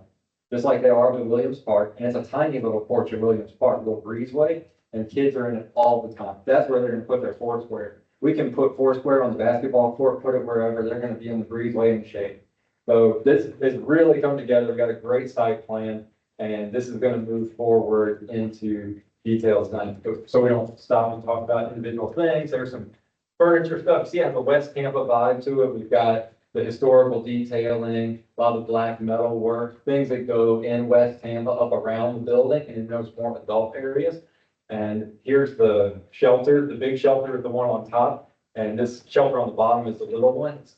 They look like they're similar size, but the one on the bottom will be the smaller one. Then game tables. Now, when you go by the playground, we're gonna change the furniture, maybe more fun colors. So colors that will go with the playground, and it all feels like you go together there. So really thinking about the detail and having this all come together nicely, make it a place for all sorts of different people. You'll have the adults hanging out in places with a little more calm and adult-like, and the kids will have their kid area that's really active and a lot going on. Speaking of a lot going on, these are the types of play structures we're looking at. There's different play elements and how we're gonna connect them to create some interesting play experiences where kids can use their imagination and get from one element to another. And we've challenged the consultants to really look at a lot of different inclusive play elements. And y'all know over in McFarland Park, we have really successful, the Freedom Playground is fantastic. One of the things we have there are these little things, which the best kind of accessible play equipment is the kind that doesn't look like it's accessible. It's just with all the other kids. So as an example, you put the right kind of seatbelt on these and they're accessible. You transfer it into them and your friends can be on one and a kid who might have some mobility challenges can be in the other one. So we really try to think about how the kids can all play together. So these are some examples of the type of equipment they might have. Here's some more of the really accessible stuff. We've got that We Go Around over at Freedom Playground in McFarland Park. It's the absolute best. Kids love it with all abilities. Adults love it. You can get in there, put your wheelchair in, your friends can spin you around. It's fantastic. So we're gonna have elements like that. We've got like the seesaw that you can have all abilities on. So lots of great equipment. This is sort of the example. The fitness equipment is less exciting. It's just fitness equipment. You can get, but we will have the opportunity, sort of like at Julian B. Lane, we have that little fitness sort of courtyard by the pickleball courts. Yeah. Same idea, you can have that kind of space. But what we did was intentionally have an area that is usable beyond that. So you can do your calisthenics, you can do your body weight training. It's not just the equipment. You have a little more flexibility. This is just some color options. You see they're going with some bright fun colors for the playground area. The sort of departing from, not being tied to that West Tampa, everything's brick and, wrought iron. When we talk about kids, you can have some more fun colors. Y'all seen the floor plan? That hasn't changed a whole lot. It's had changed at all. It's basically what it is. It's a little bit around with some mechanical stuff. They're kind of advancing the design and thinking about how much space they need, some of that air handling and business inside of the building. And then I'm gonna skip one more because that's the money shot. This is where we're at in developing the building. You can see floor to ceiling brick, floor to ceiling windows in that multi-purpose room. Now, see, if y'all been up to Seminole Heights Garden Center, it's got those nice tall windows. It's got the brick all around it. And we have weddings in there. It's always booked. People wanting for events. I see people wanting to use this for events. Ms. Santa, you had mentioned that several times. I think they've really done a good job of getting the floor plan and character of this building such that people are going to want to have their events here. So it's going to serve us day to day and it's going to be available for those events. So I'll go back to the other corner. If it shows a better view of the entry porch, and we're going to streetscape this up. It's going to look like it belongs in West Tampa. It's not going to be a suburban style. And you're going to have the decorative fence on the other side, so that's not blocking the front door. And then here's the back side with that nice big porch. So you're looking into the southeast corner of that multipurpose room there with those big windows and just all that shade from the porch. So the porch is doing some more heavy lifting for us. It's keeping all that bright sun from coming into that room. And we're going to use some strategic small trees on the west side to do the same thing. So I think they've done a tremendous job on the styling of the building. It's very context appropriate for West Tampa. And the way the space is laid out is working really good. And, Mr. Corey Robinson from our, art department is here. And he can talk some about, they've already engaged Carl about the artwork and using this interior space right here, flex room. We've got butt glass windows, so it looks like a continuous sheet of glass. And that's gonna be our opportunity to either recreate the existing mural or do a new mural about West Tampa history. And it wraps the corner here. So you're gonna have, we have a corner wrap on the current mural where it's on two sides of the building. We have the same opportunity inside now around all of these windows. And what that artwork looks like will be a negotiation discussion with the artist, with the arts division, and with this committee. And we're just gonna start that conversation and see where we end up. But we have a canvas. So I think it's an amazing canvas and it'll be all sorts of different ways that art can be applied to that. So we thought about that, and the most important thing is we're on budget. So everything is just fantastic, it's lovely, but y'all said 3.9 million. Obviously, some of that goes to design, permitting, and their general fees. And so we take that out, and that leaves you with basically 3.5 million for construction. And as it sits right now, that may slide a little bit between the building and the site, but all the stuff we just presented is on budget. I'm super excited about it, and I think we got it. And just keep moving forward. It's gonna keep getting better as it goes through the design development. And the next formal thing we'll do, we'll give you another courtesy update. We'll come in and show you as it advances through the design. The next formal thing is when we get that guaranteed maximum price proposal, we come back in here with something that's on budget for y'all to recommend approval. So, don't ask me any questions, or we've got the design build team. If I can't answer it, I'll get them up here. Okay, this is Jones. And look at that over here. Okay, then Mrs. Mulvaney and then Mrs. Bruce is now.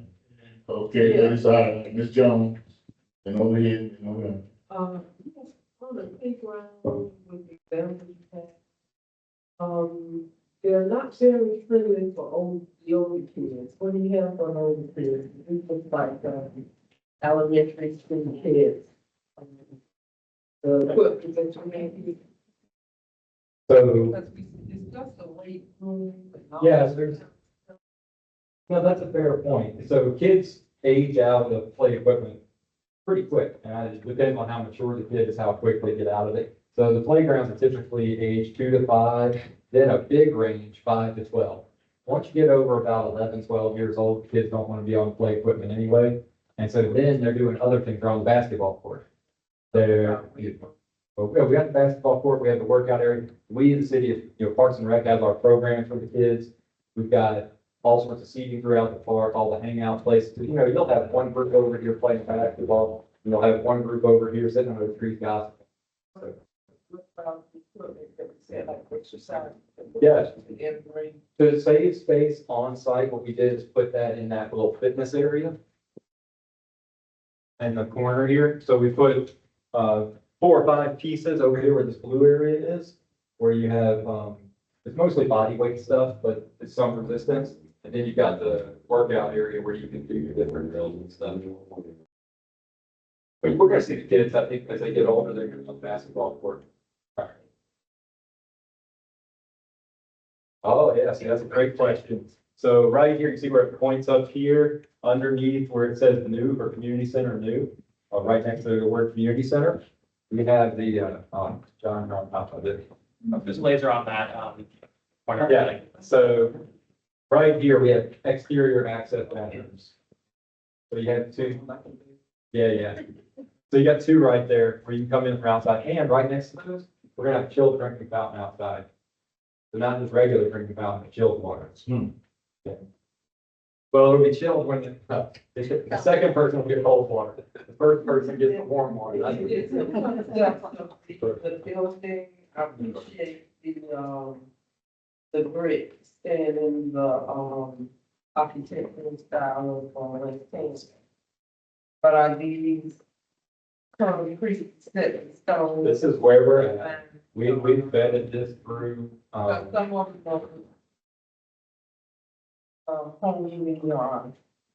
That's what we work on the last page there. Yeah, they're gonna look a lot more inviting when you get the whole park with all the trees. So all the trees and that big front porch, without building a whole like photographically perfect rendering. It's just showing, this is principally to show you the building. It's gonna be a lot more inviting and homey when we get those trees in. Mhm. Well, it's a civic building.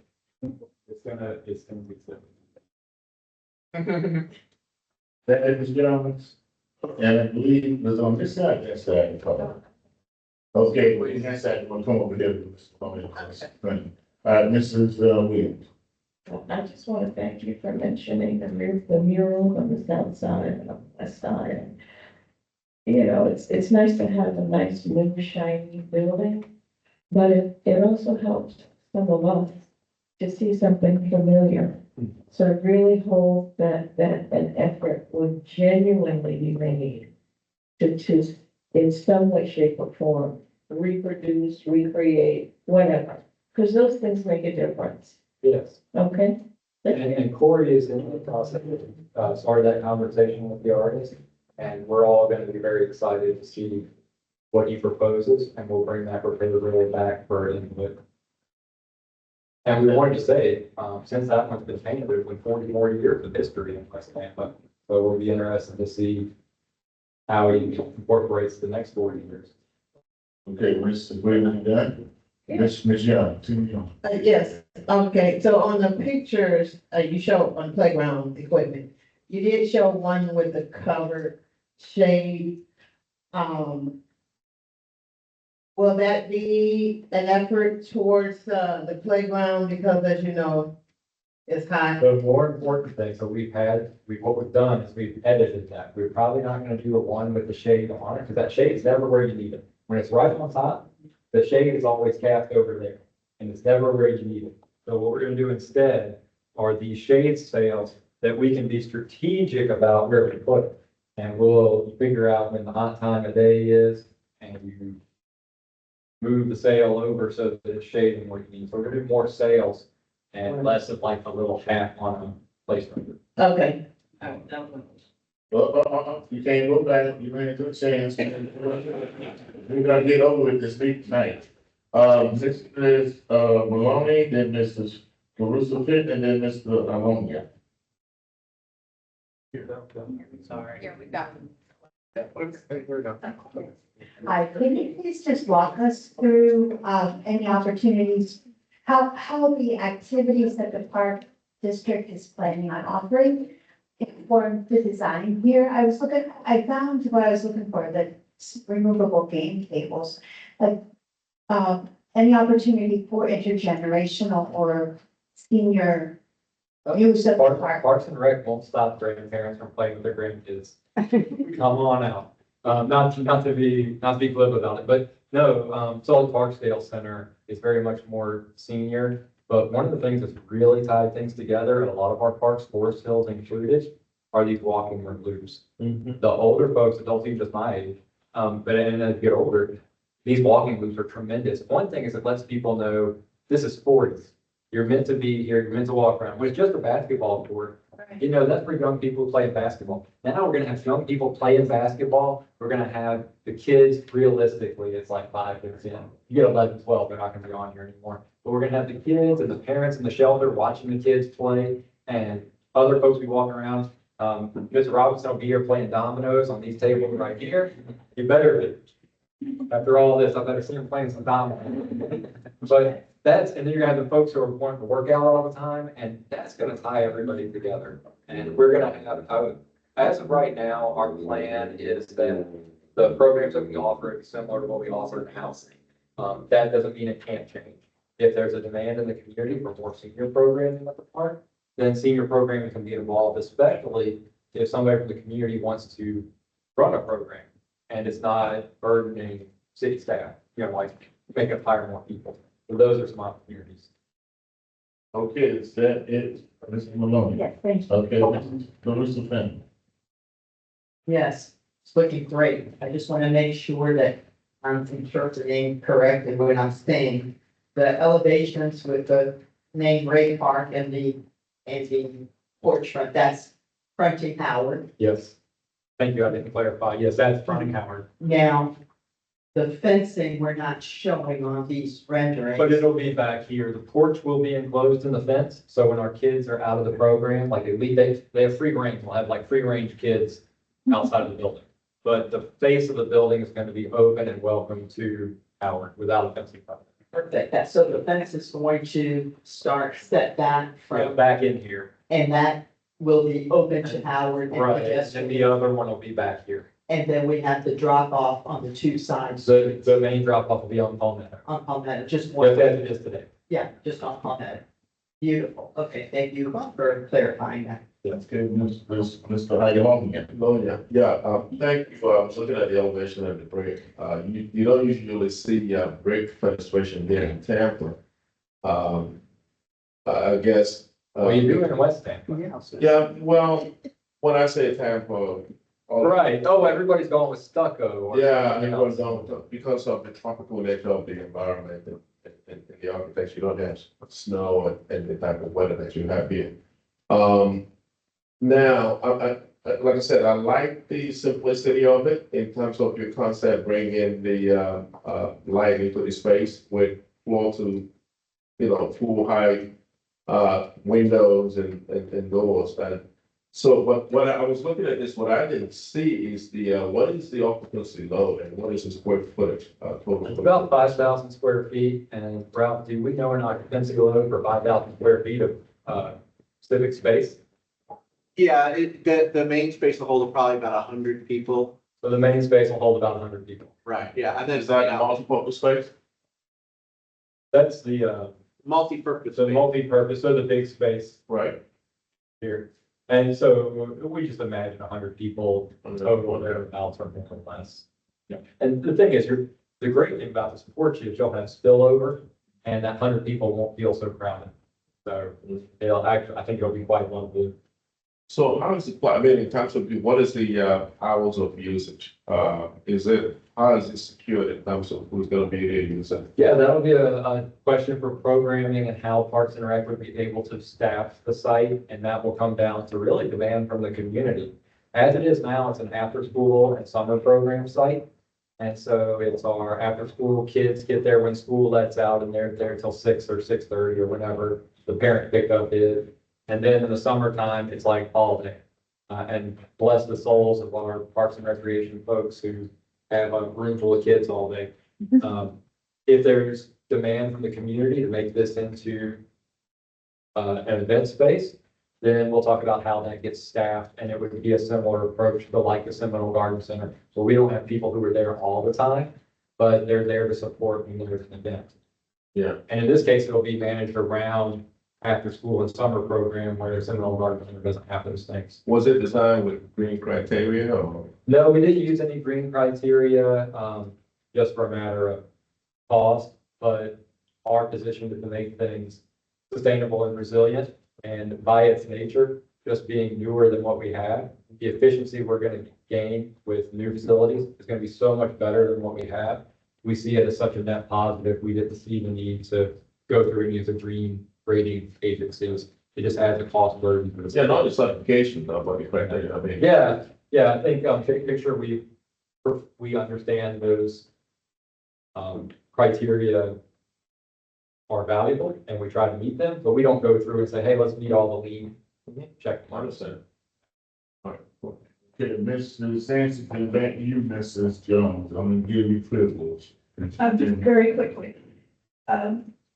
We have South Stevens Park and Ray Park on our list of projects for the ADA bathrooms. I'm assuming that this complies and we don't have to put in additional monies to make those ADA compliant. Right, yeah, we're not gonna spend money Okay, renovating bathrooms at this point. okay, so we can scratch those off of our list of projects of coming up with more money for the ADA bathrooms. Yes, for bathrooms. Or the One of the the things, park. right, and one of the things that I did note on this, budget slide is, it's just this note down here at the bottom. We may use, so some of the money that the council set aside, or CRA board, was specific to all abilities play equipment. And we may use some of that money here to get a few more all abilities pieces. But they're pretty expensive. I mean, we can put in like a regular seesaw for pretty inexpensive, but then when you get up to the all abilities ones, it's super expensive. So if it gets us 3 or 4 more all abilities pieces, we might do some of that. Yeah, but that's over and above federal Yes. government safety requirements. Yes, that's not ADA, that's all abilities playground. Good clarification. So everything that we do new will be ADA compliant. So South CNES, brand new ADA compliant. Ray Park, everything will be ADA compliant. But we want to go above and beyond for the all ability playing equipment. Mr. Jones. I just wanted to mention that, Ray Park has a senior program that just started 2 weeks ago, everybody. It's every Wednesday. There you go. And it's gonna, They participate in the and it's gonna be a lovely space for it. Close that. Thank you, Mr. Is it Mulkey, man? The part, the man in charge of the part. That's Mulkey. Is he in Tony Mulkey is not here. Not here? You got this Tony Monk. here? Yeah. Another guy, that's the other architect, that's the other architect, that was the city portion. Oh, we got a few of us. He saw me say something. I saw him over at the other part, the big part, and he stamped it over there around me. Don't Let me just say this, okay? Let me correct. You. Okay? So that's everything, Ryan. 24/7, 2 in the morning, 10 in the morning, man, I had nothing to do. But look around here and see what's going on. I walk around here. It get dangerous. I seen children out there at 10 o'clock in the morning. Every car with their little red uniforms on. I don't know how they over there, but I seen them in the early morning playing over there, and they got on uniforms. So next to that, you talking about we have got some in the morning, man. I'm walking in the big light, man. That's our schools using our parks as playgrounds. Well, I just want to let you know that it's more than just That's right. that afternoon. There's people there in the mornings using that Pacific, because I seen them over there. I said, wow, that's nice. And this would be really nice. Brilliant. Okay, that's it. We're done talking. This is information. That's your update, and we'll be back to update. And I'm satisfied with that. I'll back off of that. Just being nice staff. So y'all on the inside, as long as it keeps some historical aspects of the mural that's we had up there. Yes, on the who's hollering at that? One more question. Yes, ma'am. Give it a mic. Give it a mic. You had mentioned that there would be a capacity for 100, up to 100 possibly in the multi-purpose room. And if you had an event with 100 people, what's the parking plan to accommodate that? They can figure it out. Just on street, in the neighborhood? We're not, so as we said in the previous meetings, we're not gonna take away our precious park plan for parking lots in this community. We're working on an agreement with this building and the Education Foundation that we can have overflow parking here. That's right, and then we have all the on-street parking, we got plenty. And our goal with the West River Walk and everything is have a connected community where folks can walk and bike safely and feel safe doing it, so. You answered, I was gonna ask if you were planning on utilizing the parking and across the other way, so that, okay, great.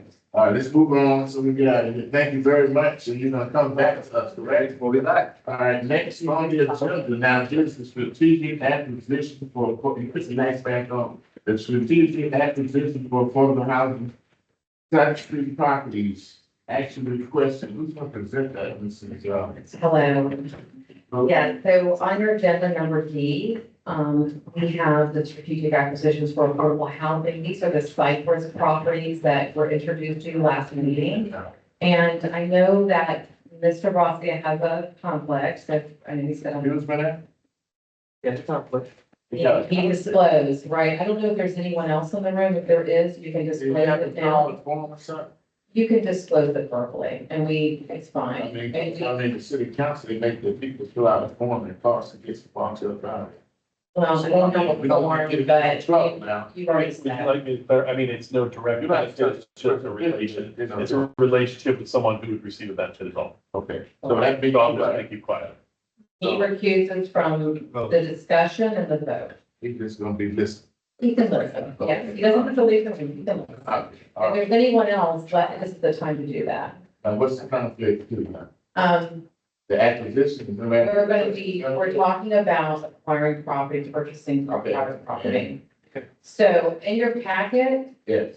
y'all see this, there's a memo, from me to the CAC, there's Director McCray, about, a little bit about the background of the project. Y'all were already introduced to this last month. These are the properties, I'll just read them out here. The addresses are 1002 North Howard Avenue, 2315 West Cypress Street, and 2331 West Cypress Street. These are three contiguous or adjacent properties that total about 1.1 acres as assembled. Today, I have with me, the parks for the housing team, and we have Bryce, also with the projects team. So there were some questions that came up about, from the last meeting about, maybe some land use issues, maybe the process of how we move forward with this for an affordable housing project. Just so to clarify, today we're asking, we have the opportunity to purchase these properties. We're asking for a motion from this body for the purchase price up to 3.3 million. I don't know exactly the price, but will not exceed that. The properties have been marketed for almost a year at 3.9 million. So of course, our real estate department will negotiate this down to a price that would not exceed that. And at this time, I'd like to hand it over, or would y'all like to handle with questions to B and Bryce, or how would you like to handle this? You want to say? Before you go there. Yes. Sit down and wait some minutes. If anyone want to make a motion on this, or do we want to sit in here? I make a motion that we proceed with the purchase of these lots for 3.3. It was already on September 17, West Hempstead motion, the Springton Sands support moving forward with due diligence, blah, blah, blah. So you making a motion to what now, Mr. Bobby? To proceed, with the purchase of these lots at 1002 North Howard, 2315 West Cypress, and 2331 West Cypress, up to the purchase price of 3.3 million. Is there a second? Second. Okay, there's a motion and a second. Is there any discussion? Go ahead, Ms. Sanchez. We're saying this is for affordable housing. I just want to make sure that it's exactly what we're talking about here. In other words, when we turn it over to the city, it doesn't become a transportation primo something. It's going to be for housing. That's my first question. The second thing is, it's amazing to me how badly the mayor must want this piece of property, because I've never seen the real estate department move this quickly. Just a note. Anyone else, Ms. Just be quiet. No. Mrs. Fitton, Marissa Fenton. Close enough. I'm gonna put you on the spot, Mr. Michael. As a. He can't talk, and he's not gonna respond. Oh, you're part of this. No. He's not here, so I can't ask you any questions. Okay, I'm sorry, I missed that earlier. Okay, then I'll direct it to our two staff members.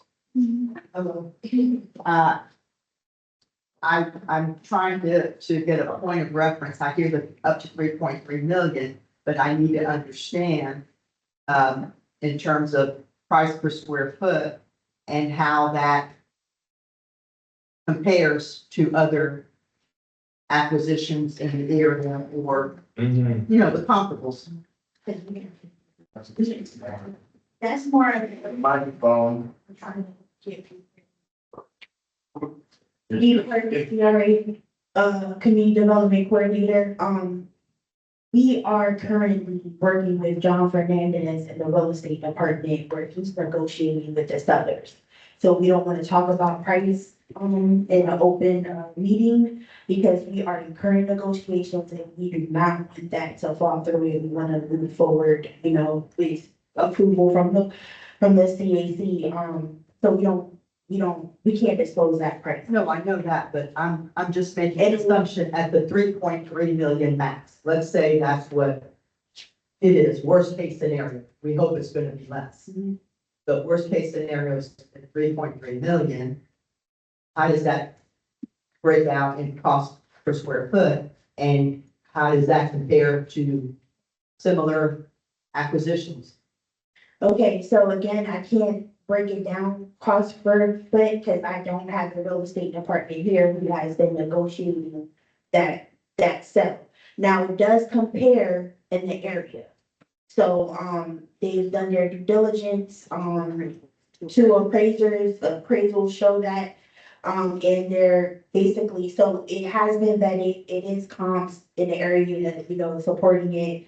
And I don't have that pricing per square footage. Yeah, I said, okay. Any more questions, Mr. Chair? No. Mr. David, Mr. Arlonia. Yes, quick question. What is I know it's for affordable housing, what is the breakdown of the affordability? Okay, great question. We don't have, can I speak now? Okay. We don't have, the cost of the AMIs. We cannot develop property more than 140% AMI. And per the CRA, the board, meeting that we had previously, they set goals, and we're trying to reach that 80% AMI goal. But we are looking at tiered subsidy per AMI.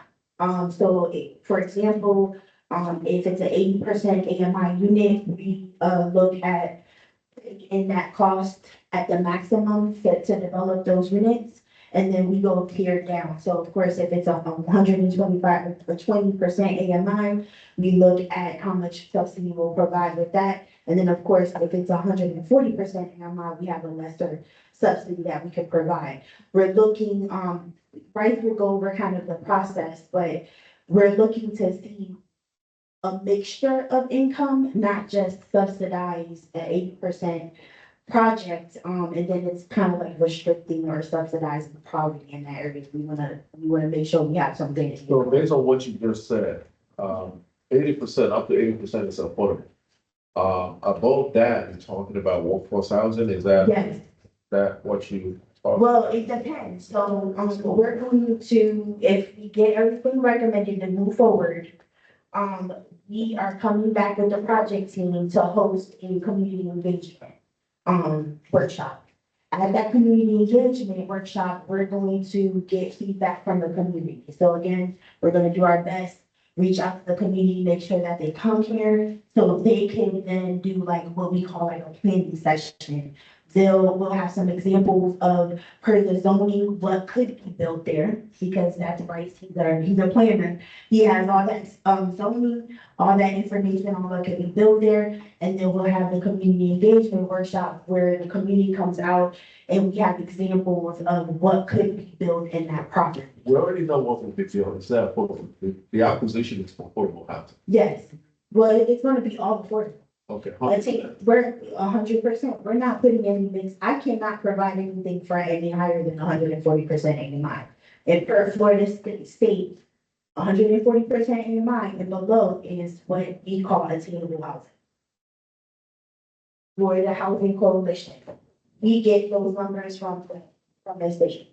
Okay, across the way there. Did I see anyone on the other side have any questions?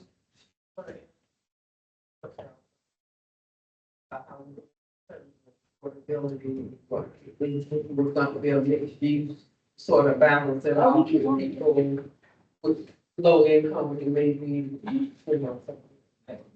Okay, anyone else? Very quickly, and I have my concerns too, Mr. Alonia.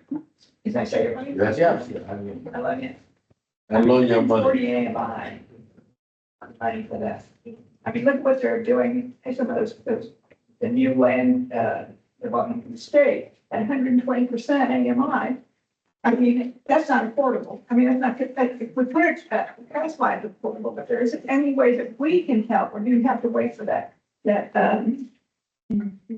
workshop to decide? And if the neighborhood and the people that attend that workshop decide it should be at 80 AMI, are you going to listen to that, or are you going to listen to somebody else's? Oh, no, we're going to do a punch lane.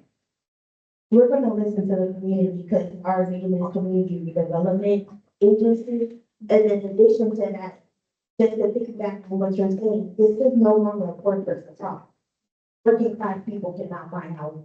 people who make 93,000 a year, which is what 140% AMI is, cannot afford housing. They don't even have $15,000 in their bank account to even get their home. So this is no longer what is called a poor person problem. This is a working class problem. And I believe that I don't want to do what we did in the past as far as government, not CRA, centralizing youth poverty in one area, just because we're servicing an 80% unit. I don't want to do that. Me personally, I do not want to do that. I know people who even work at the state that cannot afford to live in Tampa and they need these units. So that's why we're going to hear from the community, and we're hoping that, the workforce comes out, because that's who we're trying to help, the nurses, aides, the teachers, all of that unit that they make up to that amount. They could make up to that amount and then need housing. So again, I don't want just me personally to just look at just 80% being the goal. I want to make sure that we do have those units for 80%, but we also have a collaborative fixed income project. And we'll let the community decide. APM and I'm support what you just said. I think we need mix in the teachers and nurses and like folks that cannot live in this center part of Tampa because it's not affordable anymore for them. That's why I believe in as the CRA can support, because the state of Florida guidelines, which we follow, affordable housing is up to 140% AMI. Unfortunately, the lower end does get, the bulk of that. However, we want to make sure we can build for everyone to bring on true economic development. Okay, so, all right. Right? We ain't going there. Okay. We're not going there. We're gonna move this meeting. This is, Yeah, I just want to say, I appreciate everything you said, but remember, a lot of people have been pushed out of the community that they help fill. So don't forget that as number one. comment before we make the vote. There was one made, right? Yeah. And second made, listen, we are slum and blighted area. And in that area, we talk about person ain't slum and blighted, I don't know what it is. It's just across the street, back there, we want to buy it, it's already taken, it ain't that going on. And that, I believe, Mr. Vice Chair, ain't something on the greenway or something. Yeah, we got something coming out, Cypress. Maybe you can Talking about the, what is some kind of, then it turned, remember when it from that green, what they call it, the green spots? That's gas. That's gas, okay, all right, I'm on street back, okay, I'm just checking. All right, with that, we vote on some money, roll call vote, this is, for this big money. Roll call. I don't know. All right, let's do a roll call vote for this item. Say yes or no. Mayor Robinson? Yes. Carlos Ramirez? Yes. Andy Sanchez? Yes. Janice Williams? Yes. Bobby Bolden? Yeah. Jeanette Kenton? Yes. Cynthia Maloney? Yes. Delphine Jones? Tina Young? Yeah. And David Lemon. yes. The vote passes unanimously with one abstain. Okay, moving right along, thank you very much on that, moving on, Saturday, Saturday report, team report, including packet, event is. You want to discuss that, or we just, have you got any questions? It's for information, Okay, for y'all, if you have questions, we have Nick Bennett here. anyone have any questions on the project team report? All right, Mrs. Sanchez, go for it. That's mine. Send a letter, some questions to Ms. Brewer to answer, and I asked her to send them out to you all. I don't know if that ever happened, but one of my questions was regarding the surveys that we're doing now. Yeah. For example, the survey that we did for the streets to be opening, 3,500 postcards went out. We got 120 replies, 50 said yes, 40 said no, and 10 were undecided. We didn't question that. And I think that's something that we need to address about that survey. there should be some kind of criteria. Number one, we should have questioned it. We didn't. Instead, I am who's at fault because I said, let's at least move it forward. The problem with that is you're not getting a true picture. Only not even 10% of the people that were surveyed answered. So I think it's something we need to look at. This is a huge project. It's going to destroy your historic district. And there's really no reason for it right now because the amount of traffic we have now. I'd like to see this project delayed 3 or 4 years until it's really, I don't want to take it off because I think it, we need to revisit it again. But I don't think that we should make a decision from 50 people out of 3,500 said yes. It would be like asking people of a Freedom Park, do you want a domino park? Do you want a dog park or do you want a picnic? Okay? And we send out 3,500 emails and we get 50 back that says they want a dog park. I think we need to look at that and we need to look at the way we do surveys. She did answer me. It says, and I'll answer her answer. At the discretion of the CAC, staff conducted community surveys on a specific topic.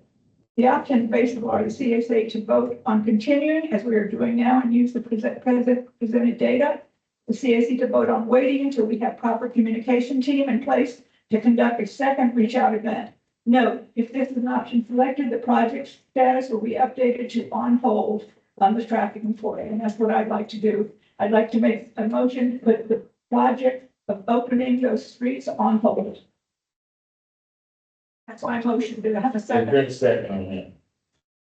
I'll second. This is great. There's a second. I'd like to discuss this as well. Okay, there's a second to the motion. Is there a discussion? Seems weird to hear your hand up. Second, sorry. Carlos was the second. I think one issue for me, and regarding this outcome is if you either went online or you dropped the card off here. I can't read with you guys. There were two choices. You either fill out the survey online, or you drop off the card here at the Hillsborough Education Foundation. So my question is, how much more expensive would it have been to find a way to just mark your response on the card and mail it back without having to put postage on the card? Why was that not considered? Survey. So, yeah, you're talking about the card that was, survey card. So that would have, number one, we sent it out to the entire CAC. Right? But who's impacted area or here? So realistically, if you live way down, and you may not be going out because you don't care. So that was a choice. See to do that. It's abroad. It was like $1,800, I believe, wasn't it, Nick? We to send a survey out by mail. All their mailers that were sent out. It was in Spanish. And then there was all this was at the direction of y'all because someone mentioned, well, why don't we have a drop off as well? And matter of fact, I was very surprised at the drop off. I think there was about 41 responses that came, which was really more than expected. So, surveys, there's never a perfect science to it. It is just information. It is a way of gathering community. You can do it over and over and over. You can do it many different ways, but it's just information. Ultimately, y'all make the decision whether or not you want to move forward with it. Okay, So- anything else, Mr. Sanchez? No, it's just, I just think that. Wait, There should be- hold up. Would you finish, Ms. Williams? She had a question, about I the want you to postage. explain to me why it is we cannot look at this in a different way. Okay? Sure. So tell me why we can't, if we have it as a card, a postcard, we can't set it up so that the people make their responses on the card or whatever. And mail it back postage free. Is that exorbitant? Because if you recall, I requested a $50,000 increase in terms of communicating with the community. So the question is paying for the postage for it to come back. which I did not have a motion or direction from the CAC to do that. You can do that. Anyone mentioning? Yeah. Is that it, Ms. Williams? Yeah, that's it. Okay. I mean, do we want responses from? Let's we'll get that. Okay, after that, it was, wait a minute, Mr. Carlos and then Tina. And then Jeanette. We'll come on this side. Mr. Carlos and Tina will come on this side. I think Mr. Dover kind of explained a lot of where we send it to, and I agree, we can only do so much and send everybody the information, and we can't make them respond. I'm all for, being a little bit more aggressive, maybe, and a little bit easier for them to respond to, especially people in this area, but at a certain point, we just have to stop it and move on. So I'm okay going with one more round, but if people still don't come back and say anything, then we just move forward. Okay, Mrs. You bring me on this side. Ms. Tina. Then we'll come over here. Ms. Durham, can you remind us, how long did these individuals, our citizens, have to reply to the survey, and how did we market the survey? Yes, ma'am, yes. So we began the survey in June, and it was open for 60 days, maybe a little bit beyond that, all summer. Matter of fact, we extended it to try to get more participation. And then in terms of marketing, you'll know we do not have a marketing company on board. So we did the best we can with putting the mailers out, sending emails out. We used y'all because you have the connections to your neighborhood groups, trying to get the word out. And I know we did a social post through the city of Tampa's communication department. That's it. That it, Ms. Young? All right, over on this side. Mr. Russo Benton and who else over the saying?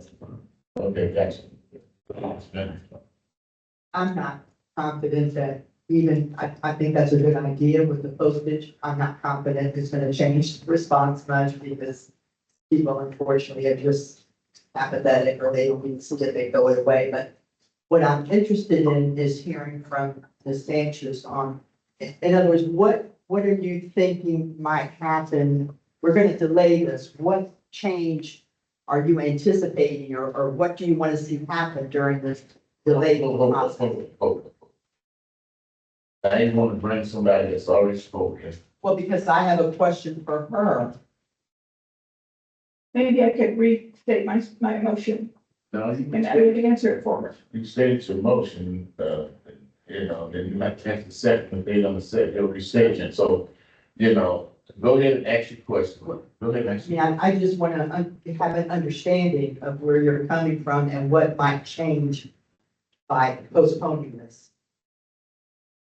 Well, the option was vote on waiting. We have until CRA has proper communication team in place to conduct a second reach out event. It could be a workshop. It can be community, interaction of some kind. This is the first time I think we might have used that system for the survey. And if the response is not even 10%, I think that is what I'm questioning. And so I'm suggesting that we do option 2 and the CAC to vote on waiting until we have a proper communication team in place to conduct a second reach out event.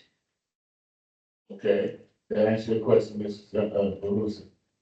Yeah, I'm not sure we're gonna get any different result. You got one? All right, next is Mr. Wilson and then Mr. Garcia. Yeah, I guess we probably, the West Tampa, West Tampa, Neighborhood Association did a survey. Probably this predates this, season. Where it was the majority of the folks who were asked in the immediate neighborhood if they wanted to be open or not. And the majority said yes. At that time, this is probably back 2012, I think. The issue was, we couldn't get the city to agree on whether the fire department wanted it open, the police department wanted it closed. that was the question that started this whole conversation. We needed to get the city on board, like get a consensus, do you want them open or not? I think we did finally get that consensus that they were okay in opening the streets. Going back to 2012, the community at that time was in agreement of opening the streets. So going back again, I'm thinking we probably get the same results, where the majority of the folks will want the streets open. But again, I will defer to to this body, but I think, the community back in 2012 wasn't supportive of that. Right? Okay, Mr. Priscilla. Yeah, I just wanted to really comment on, there were options, not just from an email standpoint, but there was an electronic option. So prepaying a bunch of postage that will most likely never be sent is just not a good allocation of funds when there are other options. And I think there's a very small percentage of people that don't have the ability to point their camera at a QR code to do a survey. Whether they would have mailed it back or not, we would have had to pay for all that postage in advance as a bulk mail rate for every single one, and maybe still only got 30 or 40 or 50 back in the mail. And I do a lot of bulk mail for a variety of things. The response rate is extremely low no matter what. Even when you have people within the community reaching out, I spread the word about what was around just from people that I know within the neighborhood, businesses, and was like, hey, you guys, here's your chance to have your voice heard. This is what's going to change your neighborhood. Still, how many do we have? I mean, I probably talked to over 100 people, and we didn't even get 100. Like, so I know the people that I talked to didn't even care. Like Ms. Clinton said, they're apathetic, and unless they're living at that part of the street, they're probably not going to have an opinion. And again, as we said, there's a lot of people that are renting in here. When people don't have ownership within the neighborhood, they don't necessarily feel like it matters because they don't see a permanence in it. A lot of these folks here, you guys are four-time residents, you feel strongly about it. This group probably feels more strongly about anything in West Tampa than anybody else in West Tampa. So it's to expect that you're going to get a lot. I just don't think we're going to get a lot more response. As far as moving forward and opening it, I firmly believe that everything I've seen in all the years of dealing with real estate, when you put up a barrier, you close off the neighborhood, period. And if you can't open that up, then you might as well be another interstate.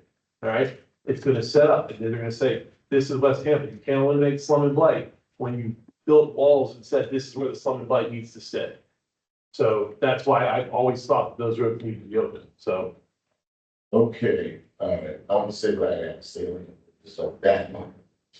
Let me remind you, y'all ain't been around here long enough for 1980. They just got on here a couple of years ago, decade, so let me explain it to you. First of all, by having the streets closed, they destroyed the historic grid of West End. Let's get that straight. So keeping them closed does not help the grid. Open them restores the grid. Okay, that's the first thing. But they were always open.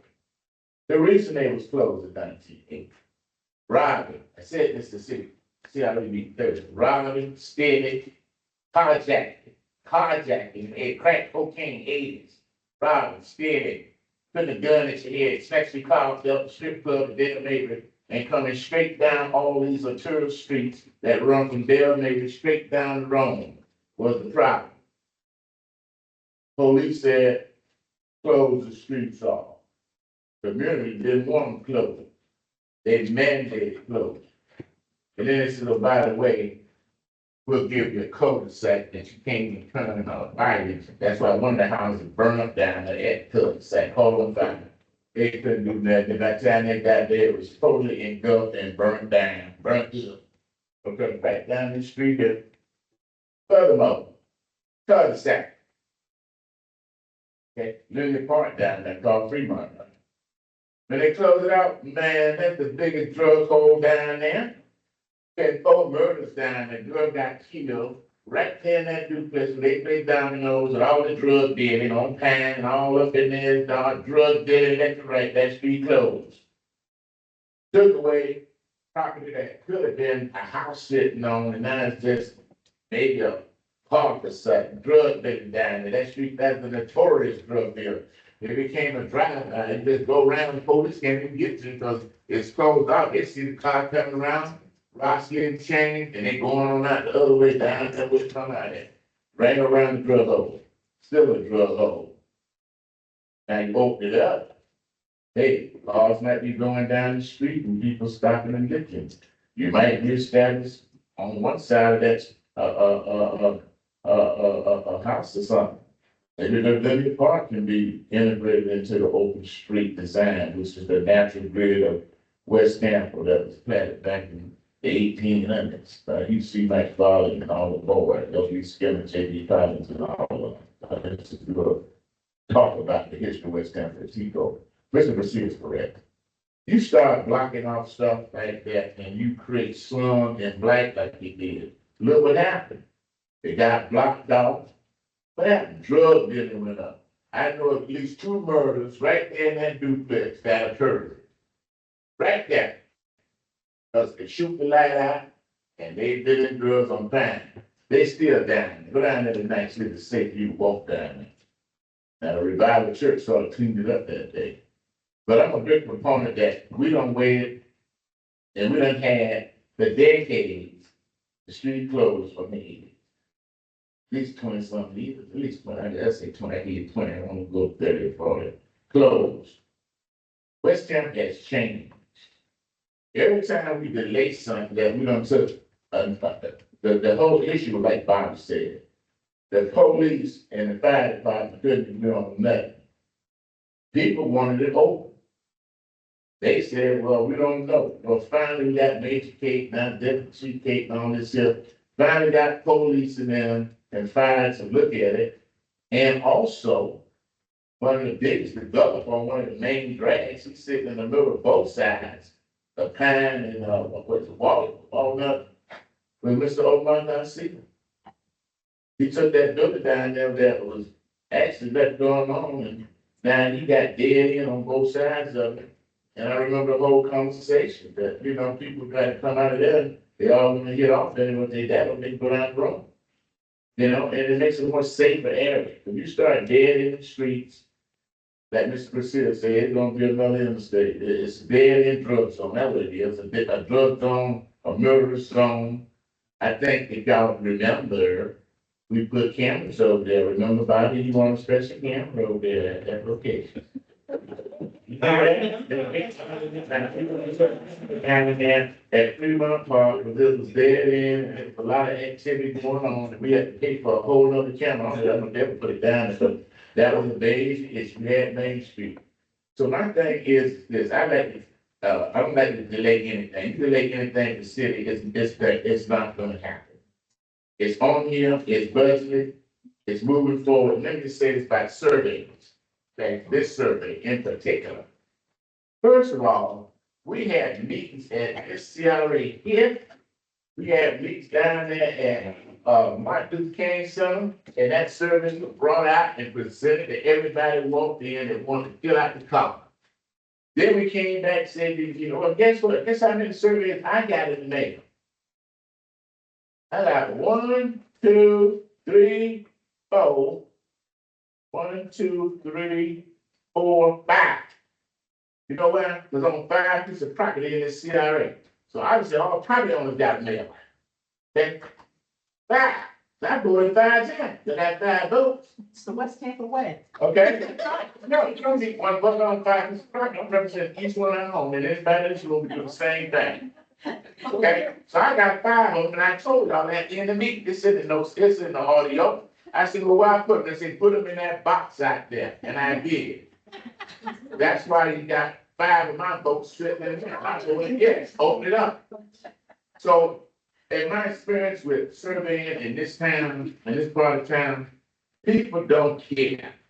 And I agree. Number one, That's what I'm going to say. let me finish. They don't care. Put it back out there, you're gonna get the same result. It took us 2, 3 years to get the city police department and fire department to agree to it. It's a safety issue. You cannot bring a fire engine down there and turn it around. Okay, it's a safety issue for ambulance. I'm getting old. Now my street over. I fell her street over from front to end. My street over, okay? But I'm just saying, I don't want to delay any projects around here, it's my opinion. That's why I'm not gonna support a motion to delay it. I was for the motion to move it forward, but I don't think it's on the agenda to be anything voted on, is it? It's just an update. So I'm not here about taking stuff off that's already done been vetted out, talked about, debated, survey. We got a survey say yes, and it ain't for 5 people. It is what it is. We've done every effort. We have had meetings. We pass it out. People come to the meetings. That survey that went out, we talked about it on the radio. The radio still had seen them people at this survey in West Tampa. I voted and voted. I think the community done spoke. To go back out and spend additional money, I'm not supporting that. I think just need to move forward, let them start looking at it, what they need to do. Because if it was not gonna occur, why say 1.2 million and it's on our sheet? Okay, Okay, now I make we're a gonna put, I make a motion. we're gonna put it up and down, we don't have a round conversation, I'm using the chair talk, that's it. Nobody asked to speak after me, I ain't gonna lie, we're gonna put it up and down your motion. So, Mrs. Brewer, will you I add? wanted to take my motion back. Go ahead. Go for it. No, you're gonna vote it up and down. Yeah, well, if you wanna withdraw the motion, if Congress wanna withdraw the second. Say anything now. No, that's the Robert's Rules of Order thing, I didn't hear Go that. for it. No, do you wanna vote it up and down, yes, or no? When I just make a statement that goes with it. Go with it. Okay, and the statement is, if that was true that you had already decided that that was gonna be open, why didn't you all say something before we had the survey and spend the money? That's my only question. The reason is because, Forward, because we made the motion years ago to go forward, then I take back my motion. yes, and what happened was that being open to a committee member request, we said this to the survey. And the survey came back saying the same thing that everybody said, like I said. Because the people that stay here, like I do, right in the area, we know that that need to be open. I don't know what y'all do down there on the south. You do with that. Yes, it does, because neighborhoods, I didn't make the motion to have a survey, so it's not me. why don't we go back and check it? That's the rub. Do you want to withdraw your motion, yes or no? Or make the motion. Huh? Do you want to withdraw your motion? Yes, I would probably. All right, you accept that? Let's move on to the next item. Anything else? Thank you, and I apologize. I think, I think that's one. I don't think anything else on here except for the emergency requirement, that we have to for that. Yes. So is there anything else on staff reports? If not, we're gonna move on. I got one more report. Hold on, let staff make the report. If they got something they need to report. Is there anything we need to report? I think we're gonna talk about this recruitment. Project's not being but That's what I have a question on. Okay, go ahead. I see on the infrastructure and capital projects Yes. report, the parking study is completed, and I see placeholder for implementation of recommendations. What's the holdup on starting the implementation piece of it?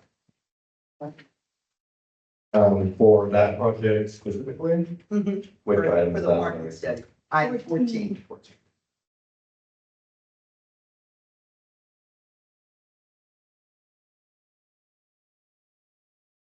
Oh, so that's. You're talking about the completed status, right? The parking study.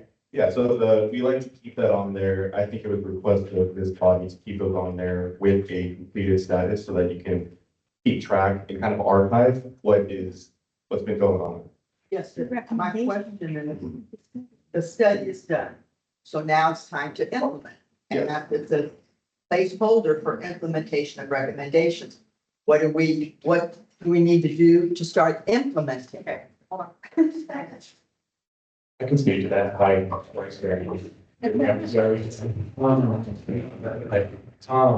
I mean, the implementation was really up to this committee, and it's up to you all to have the recommendations that are provided in that study.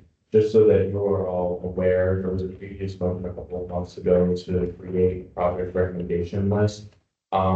It is not on this tracking sheet right now, but just so that you are all aware, I've been with city planning staff. What we're going to do is put together a couple of different projects that are in some of these existing studies for West Tampa. We'll present it to you all to reprioritize how you see fit. One of the studies that their staff is looking at is the parking study, and that is there for you guys to use as a resource and to emphasize what you want to see done. The implementation comes from motions that this committee wants to make. Perhaps Mr. McCray and Ms. Thrower. In other words, that was a voluminous study, got an award. And that's it, right there. I made the statement that that could be, implementing that could be somebody's full-time job.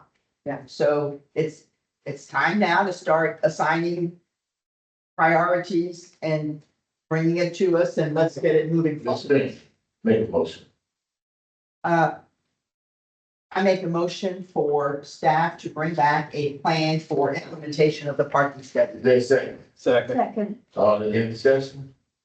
All in favor, say aye. Aye. Any opposed, nay? Motion passes. Thank you. Mr. Chair. All right, next, anything else? What you doing on staff posts? Are we down to the recruitment plans? Everybody check on? I got a question on B. Oh, I'm sorry, Mr. Reed, you did, I'm sorry, go ahead. I have you guys an update on the alley. We know, Yeah. And 3 minutes. I got one on the alley report on the study, but not on the. You're just asking for an update? Yeah, last I heard, we had a contractor online, they have started cleaning, and what's the problem? I can see that.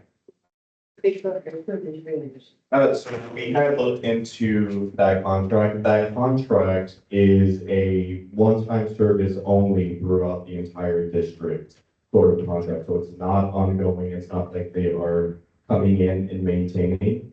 They came in once. Okay, so I think that the last time we had checked with our grants team, we were tracking that they were just. Yeah, they're finishing up. They're finishing up and they are north of 275. Well, they haven't reached. Well, okay, but It started. hold up, that ain't no one and done deal. That's supposed to be a continuously funded project for these alleys to clean up. It ain't no one and done. Okay, we went to that. I think we put additional funding in that. As we said, we more than one come through here to do that, okay? So the only. No, they didn't get my alley yet. Like, I do my alley, but there's a section of my alley they ain't touch. Okay, so I don't even wanna hear that. They don't get it every alley. And I look at these alleys, the alley right there, where the guy got the acquisition place, it's high behind where he started. It's all high. So I don't buy that.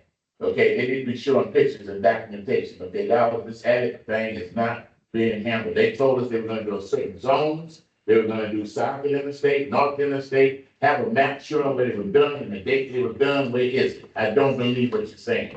Because I remember us increasing the funding to have more than one, because we said that, and it's supposed to put herbicide down. They didn't doing that? Do you know they done that?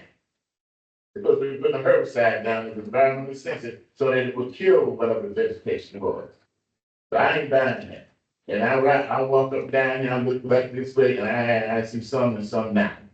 So I don't buy that. So what Mr. Ramirez is saying is true. So I think to move forward, y'all need to come in here, be January now, this is the last week of the year, Merry Christmas, Thanksgiving. But, you know, I don't think he got an answer, but what he's saying, I don't believe, and I think Ms. Jones from the jump said the same thing. Go ahead, Ms. Jones.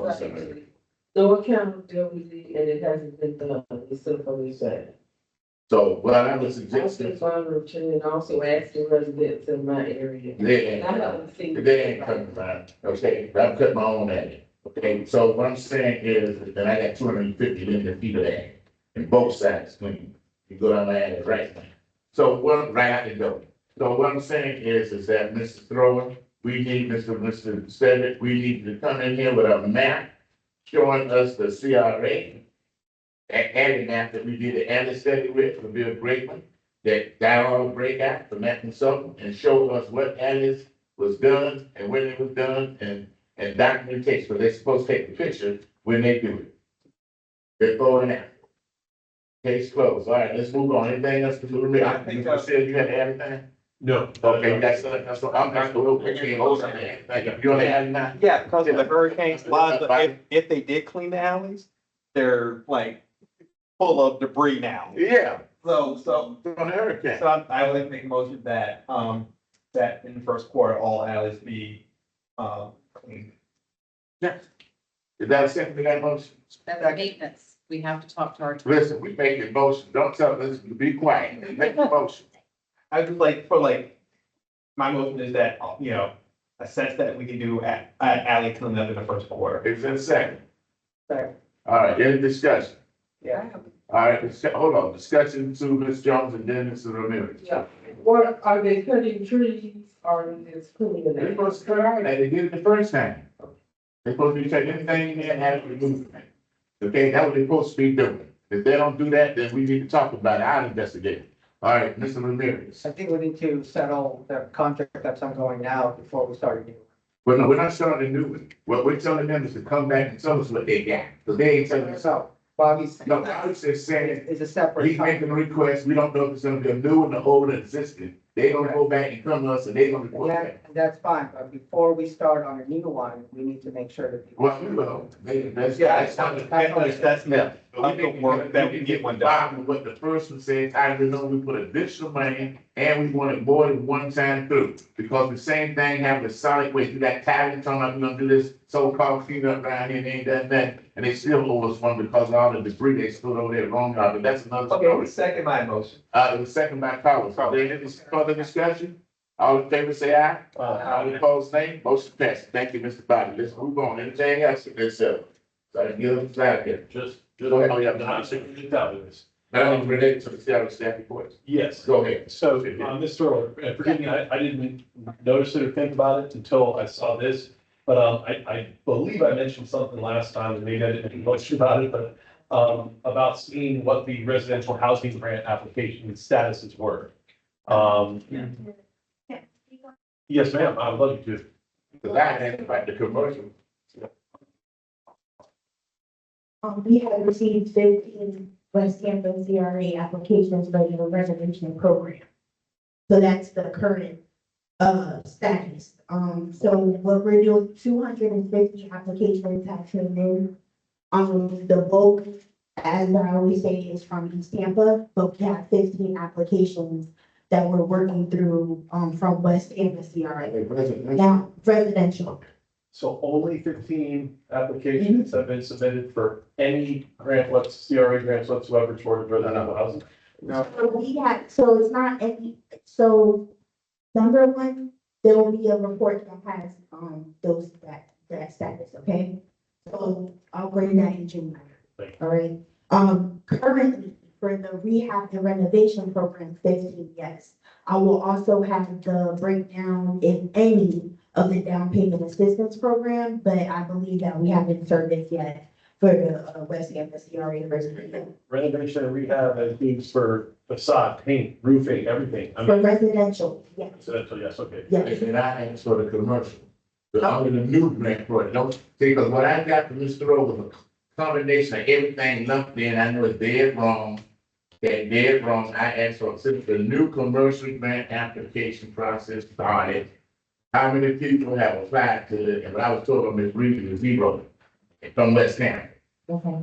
So I still ain't got that, Mrs. Rowe, I gave you a break for the conference, but I still want that number. What's that? Does that say commercial grant? Yes. So all, everything on here is commercial All grant? big ones. Huh? All Yeah. commercial programs. Do you have a big one? So everything on here is a commercial grant, even though it was a facade. 0 exterior, 0 interior is what it says. That's what it said at the top, 0. So Ms. Reed was correct. So there's been 0 commercial interior and 0 commercial exterior. Okay, facade don't count. I'm talking about commercial exterior, interior grant, 0. So thank you. So it's 0. Good. All right. Thank you very much. Thank you. All right, moving on. Anything else on this other thing before we move to, the other thing she said, make sure if you want to get back on here, okay? Because like I told y'all, that new policy is not retroactive. So I'm putting down, I'm applying again as a first, since the new policy, I'm already on the term of expired January, I'm putting my application in before December 6th, so you're dead in the water. You need to get it in, the perk, the certificate, throw. I'm telling you, you're gonna be dead in the water. And where I'm interpreting it, okay, and I'm just being recorded, is that it's a first term.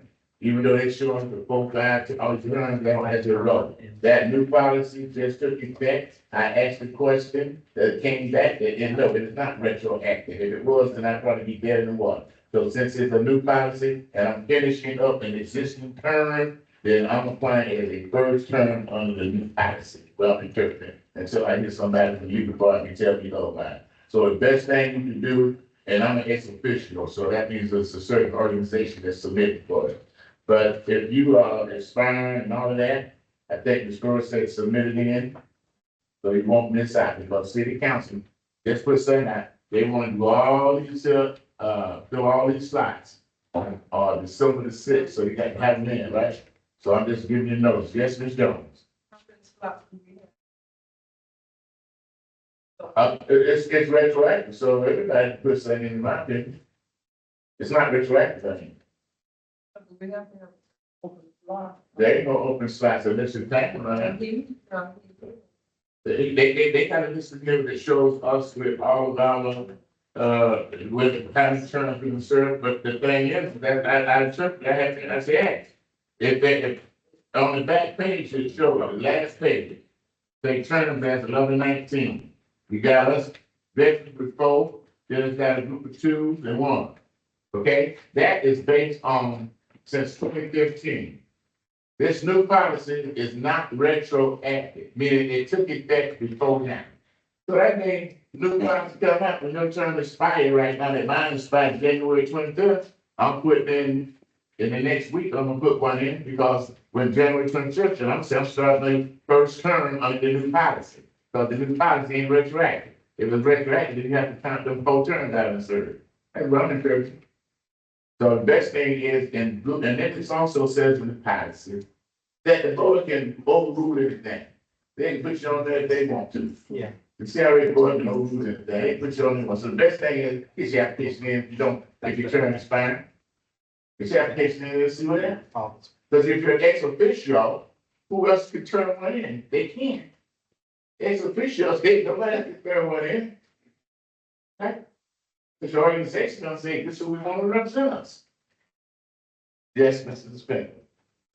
I guess I submitted my application. Yeah, you gotta prove. This says, because I thought my expired in 2024. It did, and this says 2026. So this assumes I'm gonna get reappointed. You're already. Oh, I already updated you. Yes, yeah, that's why I said. He already acted on it? Yeah. Yes, Jeff's already Yeah, last Thursday. Because I was watching that. It was, they did it. Yes, it was. A required approval. Okay, but then, let me say, if you're saying it's your first term, then it should be my first term. Well, you gotta tell what they put out there. You gotta leave. I filled my paperwork out, you got it. Right, did you check the first term one? You don't get the first and second term. I don't know what I checked. Well, that's what I'm saying, it's public record, whatever you check, it is what it is. Well, and we won't belabor it tonight, perhaps we can put this on a future agenda, but I don't think it should be, if you check, it should be whatever your term is by rule, not, oh, I put my first term, second term. No. Everybody needs No, to be the same. No, everybody ain't the same. Yeah, everybody Yeah, is. but they got people, some people read the application erroneously, some people read the application and ask questions. I'm the type of person who read the application, ask questions, because I think way when this nonsense started with this whole reorg, where they want to get rid of veterans, and I asked, and actually spoke. So when I asked you as an attorney, is that policy retroactive? What did he tell you, Morris Master? Okay, it ain't retroactive. So if you know anything about retroactive, that means that it would take effect immediately on anybody sitting here. My term was still going. In fact, I'm still the chair of June. So if my term, I got to reapply if I want to continue to be the chair of June, right? So that's the way I'm interpreting it. And I feel strongly about it, but I know there's other people who have been there. But you know, who knows? I may not want to be that on after a while. But in the meantime, I'm turning application first term. Let them say no. Then we go on to that legally. Okay, because they need to get stuff straight when they issue the policy. I should argue mine, but I'm not. Well, it's too late, then I'm voting on it. You wanna go to have to send that vote? That's up to you, that's a personal thing. We'll deal with this. That has nothing to do with the group. That's a personal thing that you represent, your ex officio, deal with that yourself. That's not something for us to deal with. All right, everybody else, let's move on to people standing, like, that's that, new business. Any new business? Go ahead, Mr. Very Chair. quickly, and I apologize if we did this before I arrived. But I want to acknowledge the presence of Sarah Foster, the aide to Representative Valdez. No, nobody said who she was. She's very positive, so I'm acknowledging. I don't know if I said it, but go ahead on. Yeah, I just wanted to acknowledge. Stand up. And she is the aide to Representative Susan Valdez, who is our state Oh, representative. Susan. Yes, Okay, that's my buddy. thank you for being here. Thank you, hope to Democratic Chair. All right, anything else on the new business? Going once? Yes, new business. Oh, I'm not gonna believe the point. Huh? Oh, yes, last thing to vote on. New business. We need to vote on the waiver for the one that we added in the beginning. Think about it, thank you. Okay, apparently sat here. West Tampa, Vice Committee, Legislative State, and D. Reed, West Tampa have a grant waiver for the 2301 North Albany Avenue. Now. Second one? Yes. Okay, Mr. Said, would you explain this? Yes. Speaking for the record, I'm setting the record from Kansas Yard record. Just wanted to bring this to you. As you know, we've gone quite a few changes as it relates to our grant. Per the new updated policy, if an entity has applied for permitting, then already before they submit their application, they are not qualified for a grant through the Tampa CRAs, regardless of which CRA it is. This entity has started that process and they've been preparing their information and basically it's been self-funding some of the redevelopment of this particular site at 2301 North Albany Avenue. And they have suffered some damage through the storm and they will have an application that will be coming forward in the future. But we wanted to have a discussion with West Tampa CAC to. Okay, so let me just say, this is not a new first people. We did, one for Black Boys. That has a Sicilian club because they applied early. They changed all these grants, the commercial grant and all that. They wanted to have an opportunity to be considered on that, so they got a waiver. And that's been already, I think, went through the process approved. This one's so different. And that's gonna be the winery, and that's gonna be a nice place. They done a great job down there today. Matter of fact, they get that clock. I'll be pinging, it gives you time of day, it brings them time, and they cut it off at a certain time at night. So, does anybody want to make a motion to approve this, really, for this? I move approval of the waiver. Okay, is there a second? Second. Whoa, he had a hand, she had a voice, so I heard that. So motion by Mr. Trent, second by Mr. Patel. Any discussion? All in favor, say aye. Aye. All opposed, nay, motion passes. Okay, now, last thing that I got to get announcement is, I got all these, and I'm gonna just roll them out of here. Street lighting 2 this is 1742 West St. Louis. So I'm gonna get all these passing down to Brazil. Grand Oak Tree. There's so many, remember, we had a meet last month. Grand Oak Tree at 2716 West Dewey. Another tree at 30,004 West Abdella. Creating a 5455 to the lots at 502 North Albany. Small business, David Mechanic. Y'all listen. 2106 Main Street, that is the Bay Canyon warm wet zone for consumption on premises and package sale. Consumption on premises wine and liquor. This says, Daily Public 21st. I'm just reading these, because I got them in English. This is 2705 North Street, residential single family detached. Some of these are old, like October 1001, September North of Union, PD and Iron 16 PD, 1606 Mike Deal. This is residential single family detached, 11 these all been had. Residential single detached, doesn't say where we're at. After videos, 205 North Albany. The DU1 application, second 205 North Albany, 205, this is a duplicate, 205 North Albany again.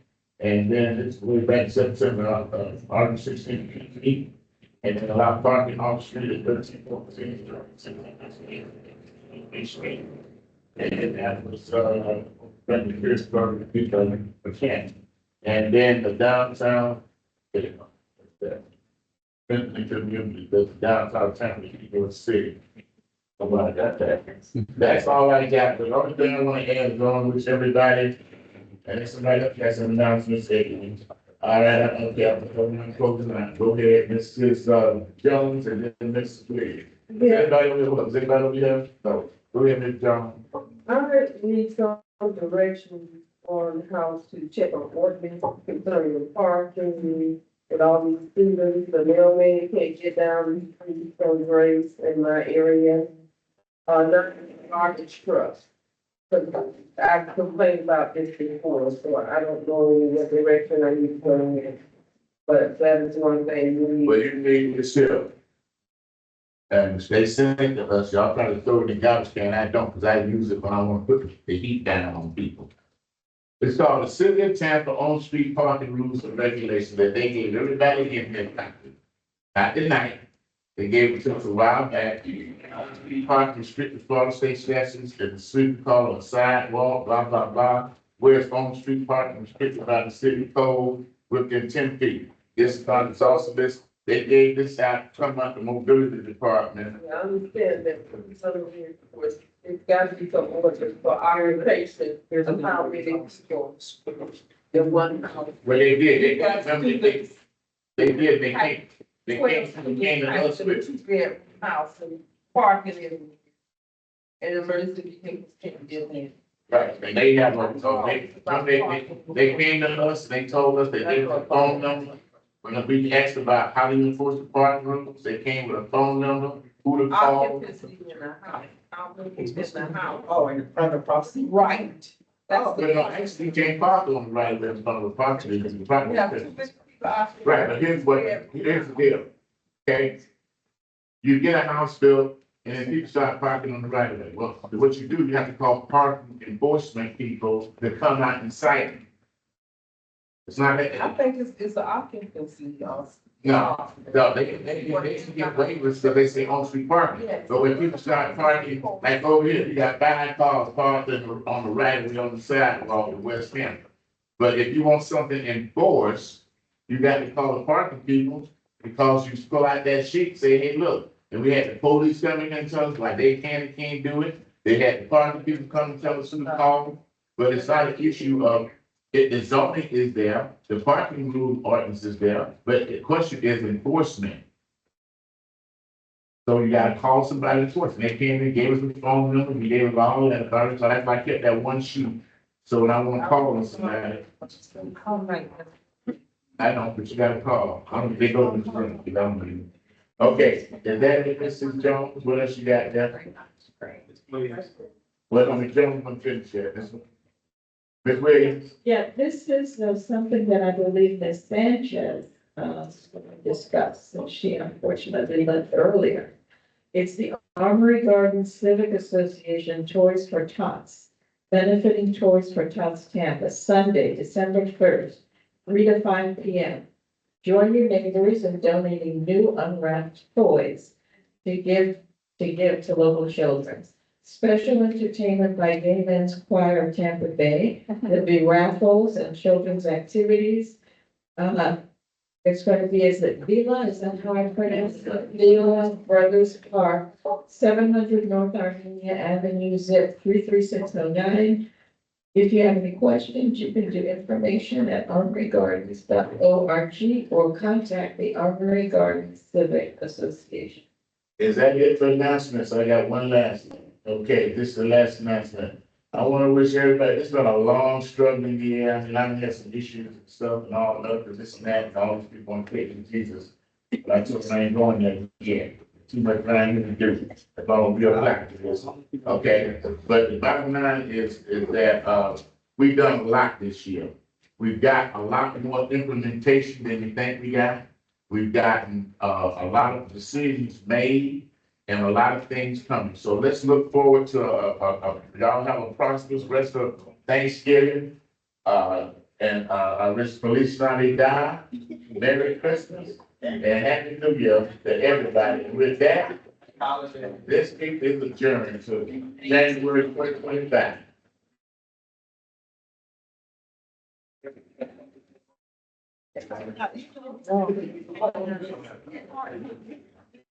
No.